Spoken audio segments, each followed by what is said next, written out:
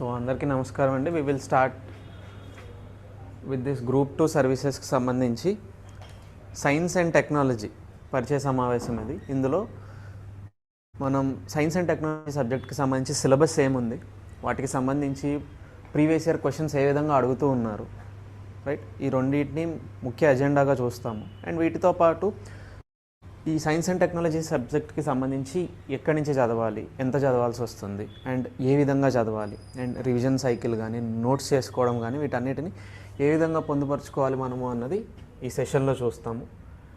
And in case ఎవరికైనా ఏదైనా చిన్న డౌట్ ఉన్నా కానీ వెంటనే మీరు చాట్ బాక్స్లో టైప్ చేయండి, ఆర్ఎల్స్ మీకు ఆప్షన్ ఎనేబుల్ చేసి ఉంచుతాను, వెంటనే మీరు అన్మ్యూట్ చేసుకొని అడగచ్చు. ఆడియో వీడియో అంతా ఓకే కదండి అందరు స్టూడెంట్స్కి? Please explain in English. అచ్చా, ఓకే, షూర్ అండి. I can explain in English medium, but since it is Telugu medium foundation, మిగతా వాళ్ళండి other students, what's the majority here? Telugu మీడియమా, ఇంగ్లీష్ మీడియం ఉన్నారా? ఓకే, బైలింగ్వల్లో వెళ్ళినా పర్లేదా? Okay, right, sure, definitely. మిగతా వాళ్ళండి, rest of the students you are comfortable with bilingual కదా? పూర్తిగా తెలుగులో వెళ్ళకుండా if I go with both, just let me no majority, because I have been specifically told Telugu medium స్టూడెంట్స్కి తీసుకోవాలని.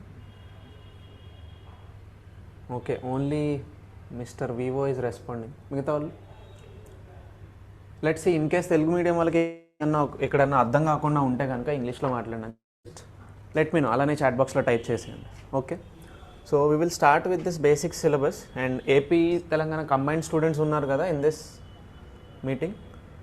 సో ఏపీ సిలబస్ స్పెసిఫికల్గా and Telangana syllabus స్పెసిఫికల్గా చూద్దాం. So first is this schematic and the syllabus. Scheme observe చేయండి. This is the screening test for AP group 2. బేసిక్గా మనకి 2 స్టేజెస్లో జరుగుతుంది. First is the screening test, right, second is your mains.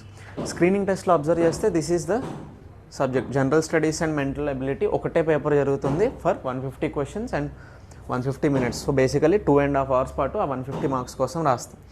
But the point here is, ఈ general studies నుంచి ఏంటి అంటే we have very less questions. మనకి ఏమవుతుందంటే మోస్ట్లీ కరెంట్ అఫైర్స్కి సంబంధించి క్వశ్చన్స్ ఇన్ కేస్ అడిగేలా అయితే ఆ కరెంట్ అఫైర్స్ క్వశ్చన్స్ మాత్రమే ఇందులో వస్తాయి. ఇప్పుడు మనం చూడాలనుకుంటున్న సైన్స్ అండ్ టెక్నాలజీ సబ్జెక్ట్ మొత్తం కూడా దట్ విల్ బి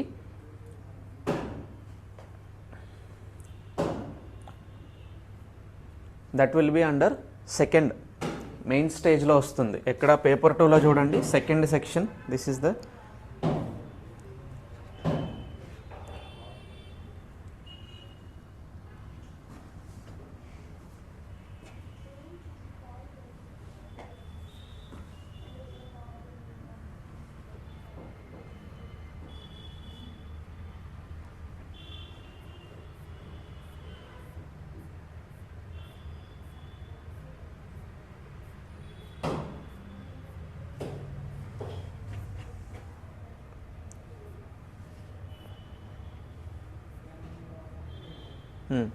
ఈ సెకండ్ స్టేజ్లో పేపర్ 2లో అబ్జర్వ్ చేస్తే కనుక మీరు సైన్స్ అండ్ టెక్నాలజీ, సో 150 కాబట్టి టోటల్గా 75 క్వశ్చన్స్ వస్తాయి. సో ఖచ్చితంగా మెయిన్స్లో మనకి 75 క్వశ్చన్స్ 70 నుంచి ఉంటాయి సైన్స్ అండ్ టెక్నాలజీ నుంచి.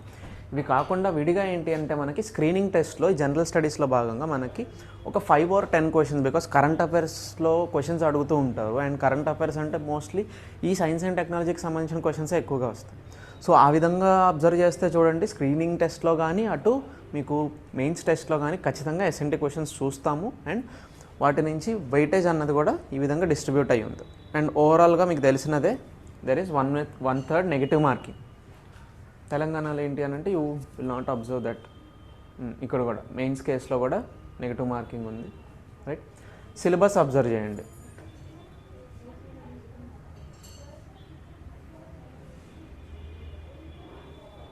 Right, if you observe the syllabus here, first round these 2 units, technology missions, policies and applications అని అన్నారు, అండ్ ఎనర్జీ మేనేజ్మెంట్ అన్నారు.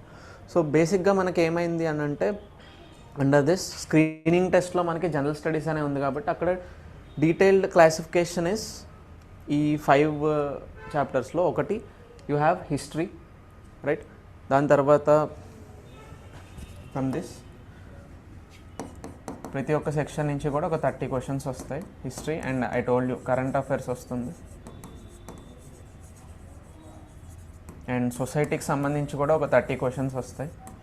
ఇవి కాకుండా జాగ్రఫీ కూడా ఇన్ కేస్ ఇందులోనే కవర్ అయి ఉంది.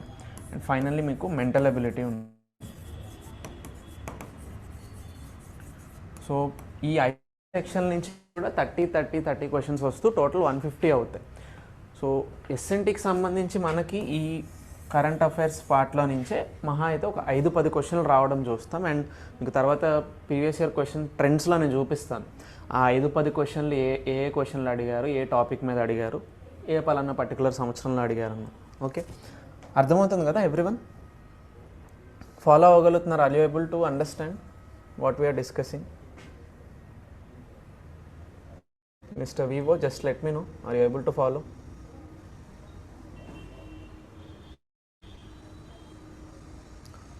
సో ఈ విధంగా పేపర్ 1లో ఏంటి ఆర్ స్క్రీనింగ్ టెస్ట్లో మనం చూసిన క్వశ్చన్స్తో పాటు మెయిన్స్లో ఖచ్చితంగా 75 క్వశ్చన్స్ ఎస్ఎన్టీ నుంచే ఉంటాయి.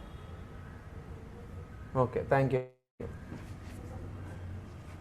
సో మెయిన్స్లో ఏమవుతున్నాయి అంటే ఖచ్చితంగా 75 క్వశ్చన్స్ ఉంటాయి. ఆ 75 questions, so 75 marks each one. And వాటికి సంబంధించిన సిలబస్సే ఈ 5 యూనిట్స్ అనమాట. మీరు ఇన్ కేస్ ఈ 5 యూనిట్స్ అబ్జర్వ్ చేసినా కానీ technology missions, policies and applications అన్నది ఫస్ట్ యూనిట్, ఎనర్జీ మేనేజ్మెంట్ అని సెకండ్. అసలు సైన్స్ అండ్ టెక్నాలజీ మొత్తంలో మనం చూసే కాన్సెప్ట్స్ అంతా కూడా they are part of these 2 units. 3, 4, 5 ఏంటి అంటే mostly it is environment. Observe చేయండి, ఎకోసిస్టమ్ అండ్ బయోడైవర్సిటీ ఎన్విరాన్మెంట్కి సంబంధించి, waste management and pollution control అది environment, and even environment and health. So మీకున్న 5 యూనిట్స్లో సెక్షన్ బి ఎస్ఎన్టీలో 75 క్వశ్చన్స్లో కూడా ఈ 5 చాప్టర్స్ నుంచి ఇస్తూ ఉంటారు. అండ్ రీసెంట్ ఎగ్జామ్ 2025 ఫిబ్రవరిలో ఇప్పుడు జరిగింది. ఆ ఎగ్జామ్ ట్రెండ్ కనుక అబ్జర్వ్ చేస్తే ఇన్ఫ్యాక్ట్ ఏపీకి సంబంధించి 2017, 2019, ఆ తర్వాత 2023 నోటిఫికేషన్.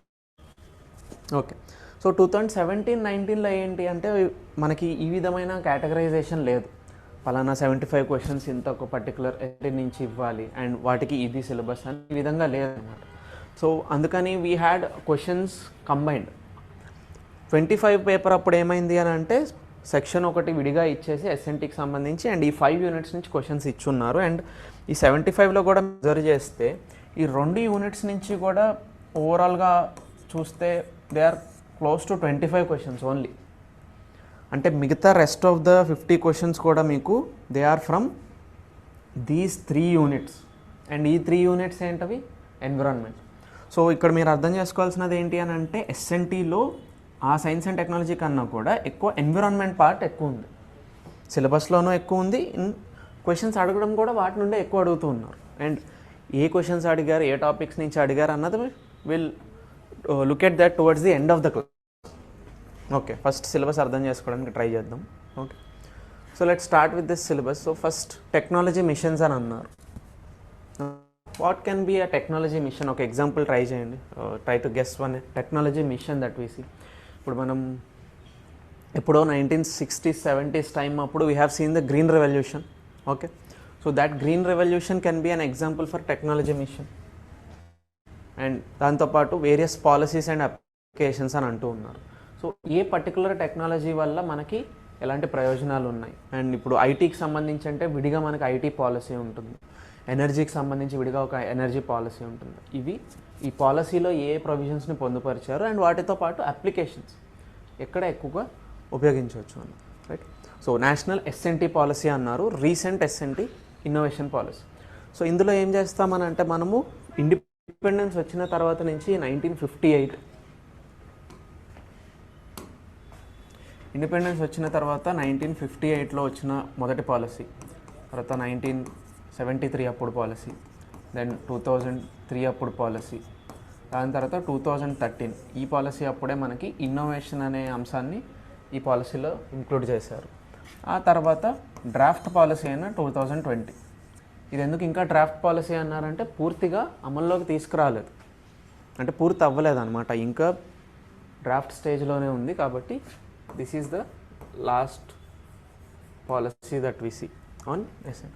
సో ఇందులో క్వశ్చన్స్, ఇందులో ఇన్ఫర్మేషన్ ఏం తెలుసుకుంటామంటే ప్రతి ఒక్క పాలసీలో కూడా ఏ విధమైన ప్రొవిజన్స్ని పరిచారు అండ్ వాటి వల్ల ఇండియాలో ఉన్న సైన్స్ అండ్ టెక్నాలజీలో ఎలాంటి ప్రోగ్రెస్ వచ్చింది, వీటన్నిటితో పాటు ఎంతవరకు మనము వాటిలో ఈ ప్రోగ్రెస్ని అందుకోగలిగాము. బికాస్ ఇదంతా కూడా ఎప్పుడో దాదాపు చాలా సంవత్సరాల క్రితం కాబట్టి ఖచ్చితంగా వాటికి సంబంధించి అనుకున్న టార్గెట్ని ఎంతవరకు మీట్ అయ్యాం మనము అన్నది కూడా మనకి ఇన్ఫర్మేషన్ దొరుకుతుంది.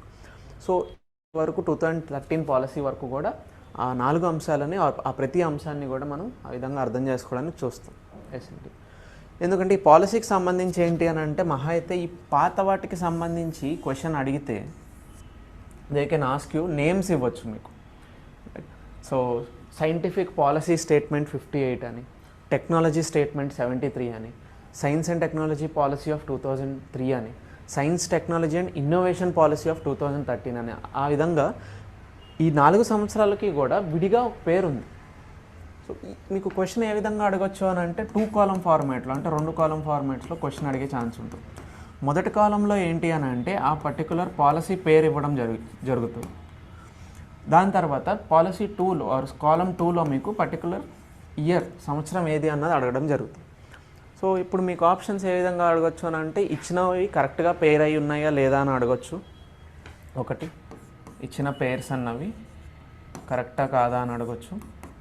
లేదు అని అంటే సింప్లీ ఇక్కడుండే ఏ, బి, సి, డి ఉంటాయి కదా, వీటిని ఇక్కడుండే 1, 2, 3, 4తో మ్యాచ్ అయ్యే విధంగా ఆప్షన్స్ అరేంజ్ చేసి ఇవ్వచ్చు. సో ఈ విధమైన క్వశ్చనింగ్ అన్నది ఈ ఫస్ట్ టాపిక్ నుండి మనం ఎక్స్పెక్ట్ చేయవచ్చు. అర్థమవుతుందండి ఆన్లైన్ స్టూడెంట్స్?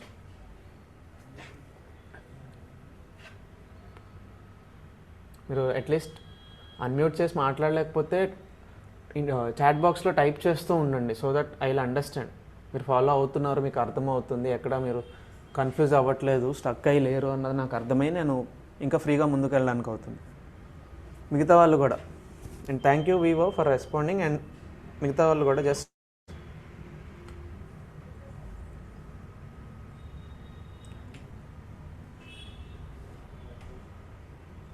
ఓరియంటేషన్ కదండి మోస్ట్లీ అయినంత వరకు. ఇప్పుడు ఎలా అయితే ఈ బేసిక్స్ చెప్పుకున్నామో ఒక పర్టికులర్ టాపిక్కి సంబంధించి డెఫినేషన్ కానీ లేకపోతే దానికి సంబంధించిన ప్రిన్సిపల్ చెప్పుకుంటామండి మోస్ట్లీ. కాకపోతే ప్రతి టాపిక్కి సంబంధించి ఇంట్రడక్షన్ లాగానే అవుతుంది, అంటే ఆ పదం, ఆ టర్మ్ అర్థం చేసుకోవడానికి వరకు.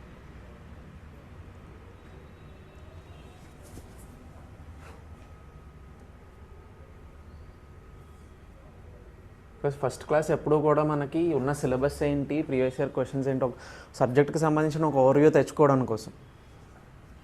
ఓకే, సో దాని తర్వాత ఉన్న నేషనల్ స్ట్రాటజీస్ అండ్ మిషన్స్ అంటూ ఉన్న దగ్గర ఏంటంటే మనకి టెక్నాలజీకి సంబంధించి we have several machines. So one such example is national solar machine అని వినే ఉంటారు. నేషనల్ సోలార్ మిషన్ అని చెప్పేసి ఒకటి ఉంది. సో ఆ విధంగా వేరియస్ స్ట్రాటజీస్, ఈవెన్ హార్టికల్చర్కి సంబంధించిన మిషన్స్ ఉన్నాయి, agriculture related, the green revolution. So వాటన్నిటినీ కూడా we will try to include. Even quantum mission అని ఉంది, సెమీ కండక్టర్ మిషన్ అని ఉంది. సో ఇలా కొత్త టెక్నాలజీస్కి అన్నిటికీ సంబంధించి what are the various missions we have. And వాటిలో కూడా సేమ్ ఏ విధంగా పాలసీలో ప్రొవిజన్స్ చూస్తున్నామో సేమ్ ఈ మిషన్స్లో కూడా మనం ఆ ప్రొవిజన్స్ ఏంటి అన్నది చూసుకోవాలి. బికాస్ ఈ మధ్యకాలంలో ఇస్తున్న క్వశ్చన్స్ అన్నీ కూడా దే ఆర్ స్టేట్మెంట్ బేస్డ్. ఒకప్పుడులాగా ఫ్యాక్ట్ బేస్డ్గా కాకుండా దే ఆర్ స్టేట్మెంట్ బేస్డ్. ఒకప్పుడు ఒక పర్టికులర్ ఫ్యాక్ట్ తెలిస్తే ఆన్సర్ చేయగలిగే మనం ఇప్పుడు ఆ స్టేట్మెంట్ని వ్యాలిడేట్ చేసే వరకు మనకు ఆన్సర్ అన్నది తెలియదు. సో ఈ స్టేట్మెంట్ బేస్డ్గా అడుగుతూ ఉన్నారు కాబట్టి ఖచ్చితంగా మనకి ఆ పర్టికులర్ మిషన్కి సంబంధించి ఆర్ ఆ పర్టికులర్ పాలసీకి సంబంధించి తెలిసి ఉండాలి. Right. Similarly emerging technology frontiers, space technology. Okay, బేసిక్గా ఎమర్జింగ్ టెక్నాలజీ ఫ్రాంటియర్స్ అంటూ ఉన్నప్పుడు ఏంటి అంటే ప్రస్తుతం ఆవిర్భవిస్తున్నాయి లేకపోతే ప్రస్తుతం అమల్లోకి వస్తున్న కొత్త టెక్నాలజీస్. ఇప్పుడు మనం ఏఐ చూస్తున్నాం, కృత్రిమ మేధస్సు. సో ఆర్టిఫిషియల్ ఇంటెలిజెన్స్కి సంబంధించి it is an example for emerging technology. ఆ విధంగా ఇంకేమున్నాయి, ఇప్పుడు ఇందాక చెప్పుకున్న quantum technology, nano technology, AI, ఇంకేమున్నాయి బిగ్ డేటా. సో ఈ విధంగా ఏంటి అని అంటే ఈవెన్ 3D ప్రింటింగ్కి సంబంధించి. So all those new technologies కొత్తగా ఇప్పుడిప్పుడే అమల్లోకి వస్తున్నవి, ఇప్పుడిప్పుడే వాటిపైన రీసెర్చ్ అంతా జరుగుతూ ఉన్న టెక్నాలజీస్ అన్నీ కూడా ఈ టెక్నాలజీ ఫ్రాంటియర్స్లో చూస్తాం. వీటిలో కూడా ప్రీవియస్ ఇయర్ క్వశ్చన్స్ అడుగున్నారు. ఏ విధంగా అడిగారనంటే ఇది కూడా 2 కాలమ్ ఫార్మాట్లో అడిగి ఒక ఫార్మాట్లో ఒక కాలంలో they will ask you or give the name of the technology and ఈ టెక్నాలజీని ముందుకు తీసుకెళ్ళడానికి ఎవరైతే సైంటిస్ట్ ఇన్వాల్వ్ అయి ఉన్నారో లేకపోతే ఏదన్నా ఆ టెక్నాలజీకి సంబంధించిన అంశాన్ని 2వ కాలంలో ఇస్తారు. సో వాటిని కూడా మార్క్ చేయాల్సి వస్తుంది. నేను ఈ క్వశ్చన్స్ అన్నీ మీకు లాస్ట్లో చూపిస్తాను. Just understand the idea. ఒక పర్టికులర్ టాపిక్కి సంబంధించి స్కోప్ ఎంత, అంటే టాపిక్ని నేను ఎంతవరకు చదవాలి. బికాస్ విడిగా మనకి ఏమవుతుంది అని అంటే ఇంటర్నెట్లో సెర్చ్ చేసినా లేకపోతే ఎక్కడ అబ్జర్వ్ చేసినా కానీ ఒక పర్టికులర్ టాపిక్కి సంబంధించి చాలా ఇన్ఫర్మేషన్ వస్తుంది. బట్ అదంతా మనకి ఎగ్జామ్కి ఇంపార్టెంట్ కాదు. ఇక్కడ మనం ఫోకస్ చేయాల్సినదల్లా ఎగ్జామ్కి మనకి ఏది ఇంపార్టెంట్ అన్నది ఎక్కువ ఫోకస్ చేసుకోవాలి. బికాస్ అల్టిమేట్గా మీరు చదివే అంశము మీకు అర్థమయ్యి మీరు దాన్ని ఎగ్జామ్లో రాసేటప్పుడు మీకు క్వశ్చన్ ఆన్సర్ చేసే విధంగా ఉండాలి. అండ్ ఇంకొకటి ఇక్కడ ప్రాబ్లం ఏంటి అని అంటే పూర్తిగా ఆబ్జెక్టుగా జనరల్గా ఎలా ఉంటుంది అని అంటే ఆబ్జెక్టుకి సంబంధించి ఉన్న 4 ఆప్షన్స్లో ఆన్సర్ రాసే కంటే కూడా ఈ 4 ఆప్షన్స్లో ఒకటి మార్క్ చేసుకోవడం ఈజీ అని అనుకుంటాం. కానీ అది ఎంత ఈజీ అన్న విషయం వాస్తవమో అంత డిఫికల్ట్ అన్న విషయం కూడా అంతే వాస్తవం. ఏ విధంగా అంటే మెయిన్స్లో అనుకోండి, ఒక పర్టికులర్ టాపిక్కి సంబంధించి మీకు అర్థమైనంతలో మీరు ఏ విధంగా అయినా దాన్ని రాయొచ్చు. ఇద్దరు కూడా ఒకేలాగా రాయరు, మహా అయితే రాసే అంశానికి సంబంధించి ఒకలా ఉంటుంది. బట్ ఇక్కడ ఏమవుతుంది అంటే ఖచ్చితంగా ఏదైతే కరెక్ట్ ఆప్షన్ ఉందో అందరూ కూడా ఆ కరెక్ట్ ఆప్షనే మార్క్ చేసి వస్తుంది. సో ఉన్న 4 ఒకటే మార్క్ చేయడం అన్నది ఇక్కడ ఆ డిఫికల్టీ అన్నది ఎక్కువ ఉంటుంది, కష్టం. అదే ఆన్సర్ అనుకోండి, ఒకే విషయాన్ని ఒక అంశాన్ని మీరు 40 రకాలుగా కూడా రాయొచ్చు. సో ఆ లిబర్టీ మెయిన్స్లో దొరుకుతుంది మనకి డిస్క్రిప్టివ్ ఆన్సర్ రైటింగ్ అప్పుడు. ఇక్కడ ఆన్సర్ రైటింగ్ అనే స్టేజ్ లేదు కాబట్టి మనకి 2 స్క్రీనింగ్ స్టేజ్లోనూ మెయిన్ స్టేజ్లోనూ ఆబ్జెక్టివ్సే కాబట్టి మనకి ఆ డిఫికల్టీ అన్నది. కాబట్టే ఇంకా ఎక్కువగా మనం స్టేట్మెంట్స్ని అర్థం చేసుకోవడం లేకపోతే ఆ కాన్సెప్ట్ని తలకెక్కించుకోవడం అనేది చేస్తే then it will be helpful. Okay, so వీటన్నిటిలో most important space technology. Emerging technologies అన్నవి ఇప్పుడు వస్తూ ఉన్నవి. అలా కాకుండా విడిగా మనకి టెక్నాలజీ సాంకేతికత వీటి పరంగా చూస్తే స్పేస్ డిఫెన్స్ ఏ కాంపిటేటివ్ ఎగ్జామ్కైనా అబ్జర్వ్ చేయండి, ఖచ్చితంగా మీకు స్పేస్ నుండి డిఫెన్స్ నుంచి క్వశ్చన్స్ ఎక్కువ వస్తూ ఉంటాయి. అండ్ ఇందాక మీకు చెప్పాను చూసారా, ఇందులో ఒక 25 క్వశ్చన్స్ వచ్చాయని. సో అందులో మోర్ దాన్ 5 to 10 లోపు క్వశ్చన్స్ అన్నీ కూడా స్పేస్ టెక్నాలజీ నుంచే వచ్చి ఉన్నాయి. So towards the end I will show you. తర్వాత launch vehicles of India. So బేసిక్గా లాంచ్ వెహికల్స్ అంటే మనకేంటి అని అంటే స్టార్టింగ్లో చూసిన శాటిలైట్ లాంచ్ వెహికల్ దగ్గర నుంచి ఆగ్మెంటెడ్ శాటిలైట్ లాంచ్ వెహికల్, దాని తర్వాత పిఎస్ఎల్వి వచ్చింది, తర్వాత జిఎస్ఎల్వి ఉంది. ఆ తర్వాత ప్రజెంట్ మనం ఏంటి అంటే we are looking at next generation launch vehicle. ఇప్పుడు ఇది న్యూస్లో ఎక్కువ ఉంటుంది. ఇన్ కేస్ ఎప్పుడైనా మీ కరెంట్ అఫైర్స్లో ఈ నెక్స్ట్ జనరేషన్ లాంచ్ వెహికల్ గురించి వచ్చింది అని అంటే just try to read it and understand. Okay, so ఈ particular launch vehicles of India అంటూ ఉన్న దగ్గర ప్రతి లాంచ్ వెహికల్లో కూడా what is the technology that is used, ఎన్ని స్టేజెస్ ఉన్నాయి, ఏ ఆర్బిట్స్ని, ఎంత వెయిట్ ఉన్న పేలోడ్ని ఇవి ఆర్బిట్లో క్యారీ చేయగలము. సో ఈ విధమైన అంశాలన్నిటి మీద కూడా ఒక అవగాహన ఉండడం అన్నది ఇంపార్టెంట్. బికాస్ ఆ స్టేట్మెంట్ బేస్డ్ క్వశ్చన్స్ అన్నది అడగవచ్చు. ఓకే, ఇది పూర్తిగా కరెంట్ అఫైర్స్ నుంచి. Recent Indian satellite launches and applications అన్నప్పుడు ఎప్పటికప్పుడు న్యూస్ ఫాలో అవుతుంటే డెఫినెట్గా మనకి ఇస్రో వాళ్ళు విల్ బి లాంచింగ్. ఒక నెలలో అబ్జర్వ్ చేశారంటే ఖచ్చితంగా ఒక 4-5 మనం ఇంపార్టెంట్ ఆర్ మేజర్ శాటిలైట్ లాంచ్లు చూస్తూనే ఉంటాం. సో ఈ శాటిలైట్ లాంచ్లు ఏ సెక్టార్ కోసం అని పంపించారు. ఇప్పుడు చూడండి, మేబీ శాటిలైట్ లాంచ్ మనము వాతావరణ మార్పు ఇలాగ ఉంటూ ఉండడం, మనకి వర్షాకాలము లేకపోతే ఫ్లడ్స్ రావడము, ఇలా సైక్లోన్స్ రావడం, ఈ ప్రాబ్లం ఉంటుంది. కాబట్టి డిజాస్టర్ మేనేజ్మెంట్కి సంబంధించి మనం శాటిలైట్స్ లాంచ్ చేసుకోవచ్చు. లేదు అని అంటే ఎన్విరాన్మెంట్కి సంబంధించి లాంచ్ చేసుకోవచ్చు, అగ్రికల్చర్, ఎడ్యుకేషన్, కమ్యూనికేషన్కి సంబంధించి, నావిగేషన్, సో మిలిటరీ యూజ్కి కానీ. సో ఇప్పుడు లాస్ట్ ఇయర్ చూడండి ఆపరేషన్ సింధూర్ అప్పుడు. సో ఆ విధంగా మనకి సెక్టార్కి అనుగుణంగా మనకి depending on the need we can launch the satellites. Okay, తర్వాత Indian space science missions. Space science missions అంటూ ఉన్న దగ్గర ఏంటి, మోస్ట్లీ మనకి we have Chandrayaan 1, Chandrayaan 2, Chandrayaan 3, right, AstroSat అని ఒకటి, ఆదిత్య L1.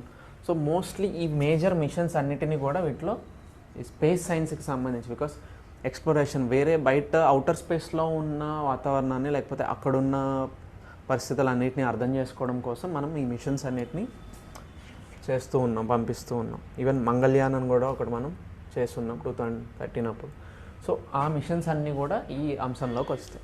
తర్వాత డిఆర్డిఓకి సంబంధించి ఏ విధంగా అయితే ఇస్రోకి సంబంధించిన కరెంట్ అఫైర్స్ ఎక్కువగా చూస్తూ ఉంటామో, సిమిలర్లీ డిఆర్డిఓకి సంబంధించి కూడా మనం అంతే ఎక్కువ చూస్తూ ఉంటాం. ఇప్పుడు ఫర్ ఎగ్జాంపుల్ డిఆర్డిఓ వల్ల present focus is on developing AMCA. విన్నారా ఏఎంసిఏ అన్నది ఏంటో? It is the advanced medium combat aircraft. అంటే భారతదేశానికి సంబంధించిన 5th జనరేషన్, 5వ జనరేషన్ ఫైటర్ ఎయిర్ క్రాఫ్ట్ అది. సో దీన్ని డెవలప్ చేస్తూ ఉన్నారు ప్రజెంట్. అండ్ ఇప్పుడు వరకు మన దగ్గర 5th జనరేషన్ లేదు. ఎల్సిఏ తేజస్ ఒకటి ఉండేది, అది 4.5 జనరేషన్.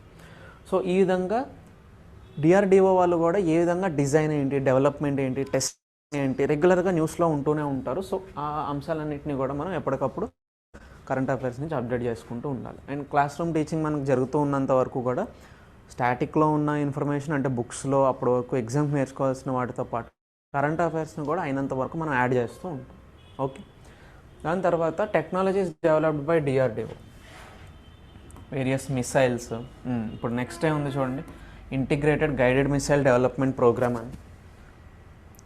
So IGMDP. సో ఈ పేరు అనగానే ఎవరు గుర్తు రావాలి మీకు? ఐజిఎండిపి అంటే who is that famous personality, famous Indian scientist. ఇంకా ఇండియాలో సైంటిస్ట్ అని అంటే ఆయన పేరు చెప్పుకుంటాం. So he is also known as the missile man of India. So ఆయన వల్లనే సాధ్యమైంది ఈ మిసైల్స్ డెవలప్మెంట్ ప్రోగ్రామ్. సో ఇందులో భాగంగా ఏంటి అని అంటే మనకి ఆయన వచ్చిన major 5 missiles, Agni, Prithvi, Akash, Nag, Trishul, 1983 time అప్పుడు. సో ఈ ప్రోగ్రామ్ని ఏ తీసుకొచ్చారో, ఈ డిఫరెంట్ 5 మిసైల్స్ కూడా ఏ types of missile, surface to air మిసైలా, సర్ఫేస్ టు సర్ఫేస్ మిసైలా, వీటి రేంజ్లు ఎంత, ఇవి కాకుండా వీటిలో నేషనల్ టెక్నాలజీస్ ఆర్ సెన్సార్స్ ఏమున్నాయి, వాటన్నిటిని కూడా అర్థం చేసుకోవడానికి ట్రై చేస్తాం. దాని తర్వాత ఇన్ఫర్మేషన్ అండ్ కమ్యూనికేషన్ టెక్నాలజీ. ఇందులో ఇన్ఫర్మేషన్ అండ్ కమ్యూనికేషన్ టెక్నాలజీ అన్న దగ్గర మనకి మొదట్లో యూస్ చేస్తున్న నార్మల్ టెలిఫోన్స్ ఆర్ వీటి దగ్గర నుంచి ప్రజెంట్ యూస్ చేస్తున్న మన ఇంటర్నెట్ టూల్స్, ఇప్పుడు సోషల్ మీడియా అవనివ్వండి, లేకపోతే ఇంటర్నెట్ అవనివ్వండి. ఇప్పుడు చూడండి ప్రజెంట్ మనకి 5G, most of the cellular networks they are entering in to the 5th generation.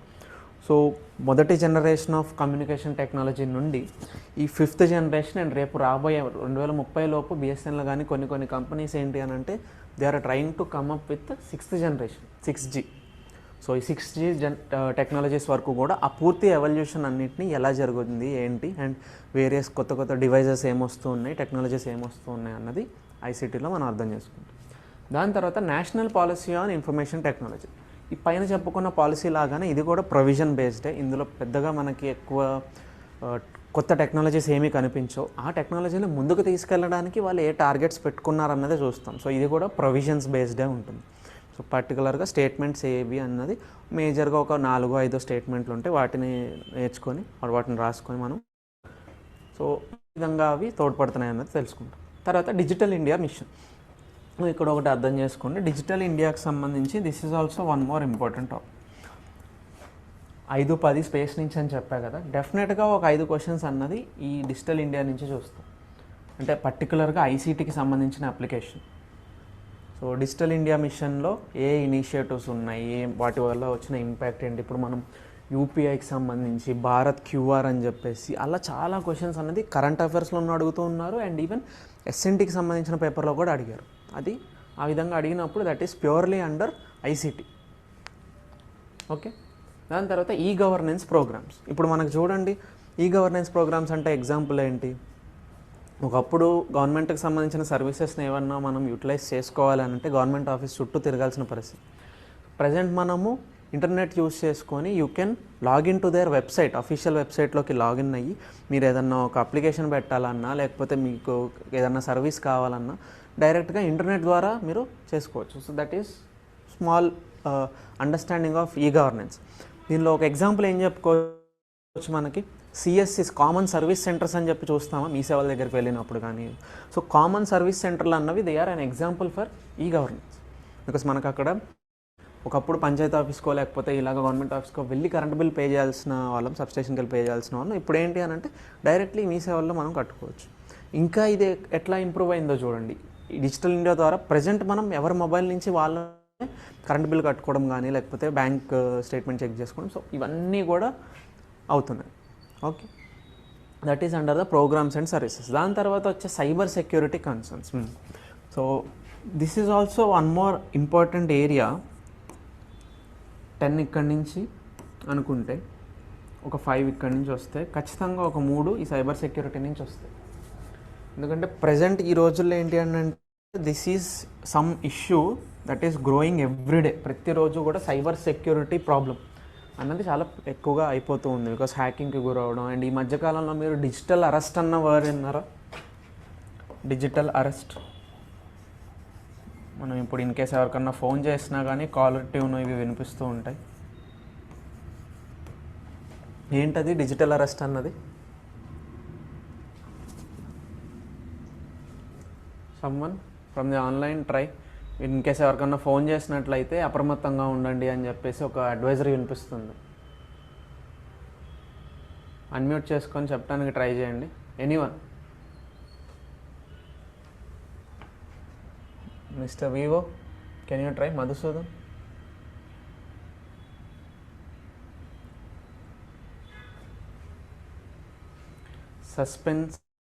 సస్పెన్సింగ్ through video call or threatening by asking OTP కాదండి. అది యాక్చువల్గా డిజిటల్ అరెస్ట్ కాదు. That is actually like phishing scam. అది వేరు. అయితే ఇక్కడ video call అంటూ ఉన్నది ఇది కరెక్టే.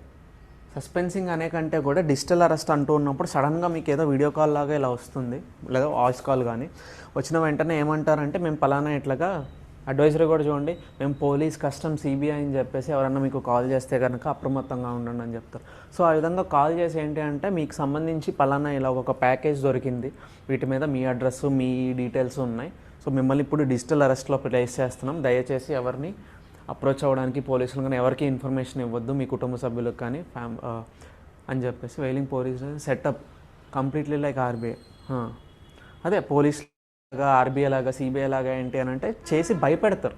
పూర్తిగా ఈ డిజిటల్ అరెస్ట్ అన్న అంశం ఏంటి అని అంటే భయాందోళనకి గురి చేసి వాళ్ళని, ఎవరైతే కస్టమర్స్ లేకపోతే ఎవరైతే సామాన్య జనం ఉన్నారో వాళ్ళని భయాందోళనకు గురి చేసి వాళ్ళ నుండి ఏదో ఒక డబ్బులు తీసుకోవడమనో లేకపోతే ఈ విధంగా చేస్తూ ఉంటారు. సో అందులో ముఖ్యంగా వాళ్ళు భయానికి గురి చేసి అరెస్ట్లో పెట్టామని అంటూ ఉన్నారు కదా. సో అందుకని డిజిటల్ అరెస్ట్ అని చెప్పేసి చెప్తాం. సో ఈ డిజిటల్ అరెస్ట్ అన్న ప్రాబ్లమే కాదు, ఈ మధ్య ఈవెన్ కొన్ని వనాక్రై, పెట్యా ఇవన్నీ కూడా సైబర్ అటాక్స్ అనమాట. ఇప్పుడు 2 సంవత్సరాల క్రితం ఎయిమ్స్ ఢిల్లీలో సైబర్ అటాక్ జరిగింది.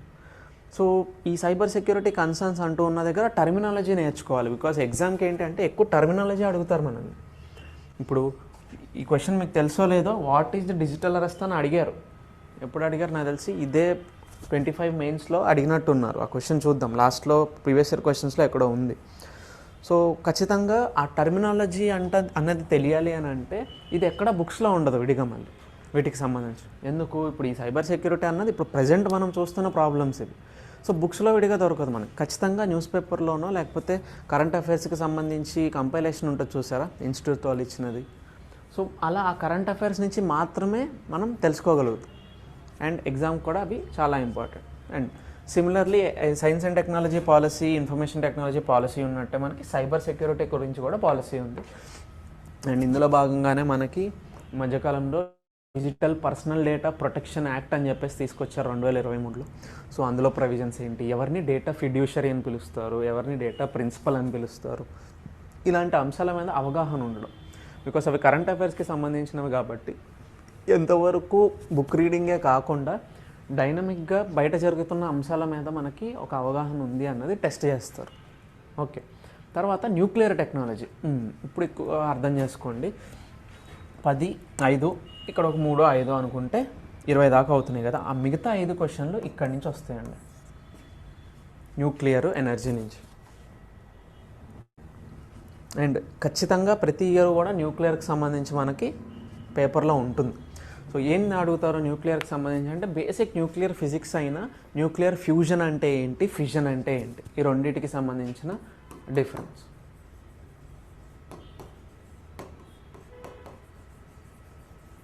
సో somebody try ఫిజన్కి బేసిక్ డిఫరెన్స్ ఏమొస్తుంది? పేరులో నుంచి చెప్పొచ్చు చూడండి మీరు. ఫ్యూజ్ అవ్వడం అంటే రెండు lighter nuclear or light atoms అన్నీ కూడా దే విల్ ఫ్యూజ్ టుగెదర్, ఒకదానికొకటి జాయిన్ అవుతాయి. ఫిజన్ అవుతూ ఉండడం వల్ల ఏంటి అంటే, ఫిజన్ అంటూ ఉన్న దగ్గర ఏదైతే బరువుగా ఉన్న ఒక యాటమ్ ఉంటుందో ఈ హెవీ యాటమ్ కాస్త ఇట్ విల్ స్ప్లిట్, రెండుగా విడిపోవడం అన్నది చూస్తాం. సో ఈ ప్రాసెస్ని యూస్ చేసి ఏదన్నా ఒక డివైజో లేకపోతే ఒక మెషినో దేన్నన్నా మనం యూస్ చేసి ఈ ప్రాసెస్ని ఎనర్జీని బయటకి జనరేట్ చేస్తే that is nuclear technology. So బేసిక్గా మనం యూస్ చేసే డివైస్ ఏంటి అంటే న్యూక్లియర్ రియాక్టర్. ఇండియాస్ కేసులో న్యూక్లియర్ రియాక్టర్లో మళ్ళీ డిఫరెంట్ టైప్స్ ఉన్నాయి మనకి. వీ హ్యావ్ బేసిక్గా pressurised heavy water reactors. And ఈ న్యూక్లియర్ ప్రోగ్రామ్ ఉంది చూసారా, డాక్టర్ హోమీ జహంగీర్ బాబా గారు is father of the India's nuclear program. ఆయన తీసుకొచ్చిన ఈ న్యూక్లియర్ ప్రోగ్రాంలో 3 stages of nuclear energy generation ఉంది.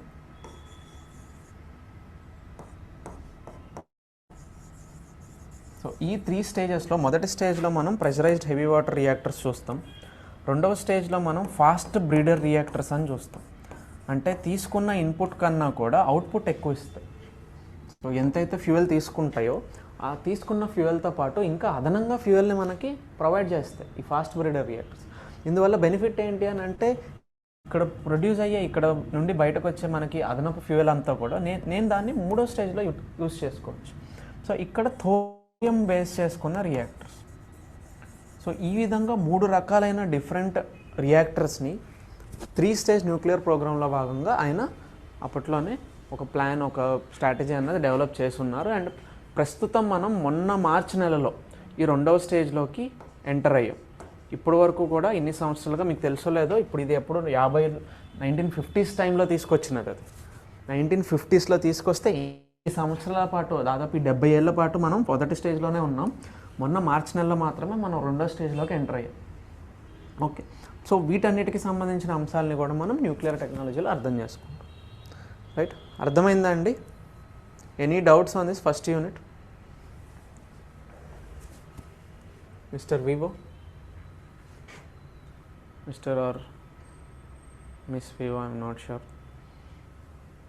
చెప్పండి, any doubts on that first unit? Okay, thank you. ఇప్పుడు అదేవిధంగా సెకండ్ యూనిట్ చూడండి, ఎనర్జీ మేనేజ్మెంట్. ఎనర్జీ మేనేజ్మెంట్కి సంబంధించి అంటే మీకు మహా అయితే క్వశ్చన్స్ అడుగుతూ ఉండడము, ఎలాంటి కాన్సెప్ట్ మీద అడగరు కానీ ఖచ్చితంగా క్వశ్చన్ అడిగేది డేటా మీద అడుగుతారు ఖచ్చితంగా. This is definite. డేటా గురించి, ఏ విధమైన డేటా, ఇండియాలో ఈ ఎనర్జీ కెపాసిటీ సంబంధించి ఎంత capacities, different types of energies ఉన్నాయి. ఇప్పుడు మనకి కోల్ నుంచి ఎనర్జీ వస్తుంది, thermal energy. Fossil fuels, natural gas, petrol నుంచి వస్తుంది. ఇవి కాకుండా విడిగా మనకి ఇప్పుడు రెన్యూవబుల్ ఎనర్జీస్ అని చూస్తున్నాం. ఓకే, రెన్యూవబుల్ ఎనర్జీ అంటూ ఉన్న దగ్గర మనకి solar energy, wind energy, geothermal energy, టైడల్ energy, biomass energy, nuclear energy, ఈ విధంగా ఎన్నో చూస్తూ ఉన్నాం. సో ఈ మిగతా ఆల్టర్నేటివ్ ఫార్మ్స్ ఆఫ్ ఎనర్జీ అన్నిట్లో కూడా ఏది ఎంత కెపాసిటీతో ఉంది ప్రస్తుతం, సో ఈ డేటాని కలిగి ఉండడం అన్నది ఇంపార్టెంట్. బికాస్ ఆ డేటా మీదనే వాళ్ళు క్వశ్చన్స్ అడుగుతూ ఉన్నారు. మీరు అబ్జర్వ్ చేస్తే మీకు లాస్ట్లో మీకు చూపిస్తాను 2025 పేపర్లో విండ్ ఎనర్జీకి సంబంధించే most of the times questions అడుగుతూ ఉన్నారు. ఖచ్చితంగా 1-2 క్వశ్చన్స్ అయితే విండ్ ఎనర్జీ మీద అడిగే ఉన్నారు. ఓకే, సో ఆ విధమైన డేటా అన్నది ఈ చాప్టర్లో మనం నేర్చుకోవడం ఇంపార్టెంట్. అండ్ సిమిలర్లీ మిగతా అన్ని పాలసీస్ లాగానే ఎనర్జీ పాలసీ గురించి కూడా ఇక్కడ నేర్చుకుంటాం. అండ్ ఎనర్జీ పాలసీ కన్నా ఇంపార్టెంట్గా ఈ నేషనల్ బయోఫ్యూయల్స్ పాలసీ ఉంది చూసారా, దిస్ ఈజ్ వెరీ ఇంపార్టెంట్. ఎందుకు అని అంటే, ఫస్ట్ ఆఫ్ ఆల్ ఈ బయోఫ్యూయల్స్ అంటే ఏంటి, ఏదైతే ఇంధనాల్ని మనము బయోలాజికల్ సోర్సెస్ అంటే ఫుడ్ క్రాప్స్ నుంచి కానీ నాన్ ఫుడ్ క్రాప్స్ నుంచి కానీ మనం సోర్స్ చేసుకుంటాము. సో ఈ విధంగా మనకి 4 జనరేషన్స్ ఆఫ్ బయోఫ్యూయల్స్ ఉన్నాయి, 1 to 4. So first generation of biofuel అంటే ఏంటి, సెకండ్ ఏంటి, థర్డ్ ఏంటి, ఫోర్త్ ఏంటి, వీటిని ఏ విధమైన సోర్సెస్ నుంచి మనం తీసుకొచ్చుకుంటున్నాము, ఎలాంటి టెక్నాలజీ ఏ ప్రాసెస్తో తీసుకొస్తున్నాము, అండ్ ప్రజెంట్ వాటికి ఎగ్జాంపుల్స్ ఏంటి, వీటన్నిటిని కూడా ఈ పాలసీలో మనం తెలుసుకుంటాం. అండ్ ఖచ్చితంగా 4 స్టేజెస్ కాబట్టి ఆర్ 4 టైప్స్ ఆఫ్ బయోఫ్యూయల్స్ కాబట్టి వీటిని 2 కాలమ్ ఫార్మాట్లో అడిగే ఛాన్స్ ఎక్కువ ఉంది. 2 కాలంలో ఎలా అడగచ్చు, ఒకవైపు ఏమో 1, 2, 3, 4 జనరేషన్ ఆఫ్ బయోఫ్యూయల్స్ అని ఇచ్చేసి రెండో వైపు వాటి ఎగ్జాంపుల్ ఇవ్వచ్చు, లేకపోతే రెండో వైపు వాటి సోర్స్ ఇవ్వచ్చు, అంటే ఎక్కడి నుంచి ఆర్ ఎటువంటి సబ్స్టెన్స్ నుంచి ఆర్ ఎటువంటి రీసోర్స్ నుంచి వీటిని మనం తీసుకుంటున్నాము, డెవలప్ చేస్తున్నాము అన్న క్వశ్చన్ని అడగచ్చు. తర్వాత Bharat stage norms. Bharat stage norms అంటే ఏంటి, ఇప్పుడు మనం వెహికల్స్ మీద BS6 ప్రజెంట్ మనకు రన్ వస్తుంది.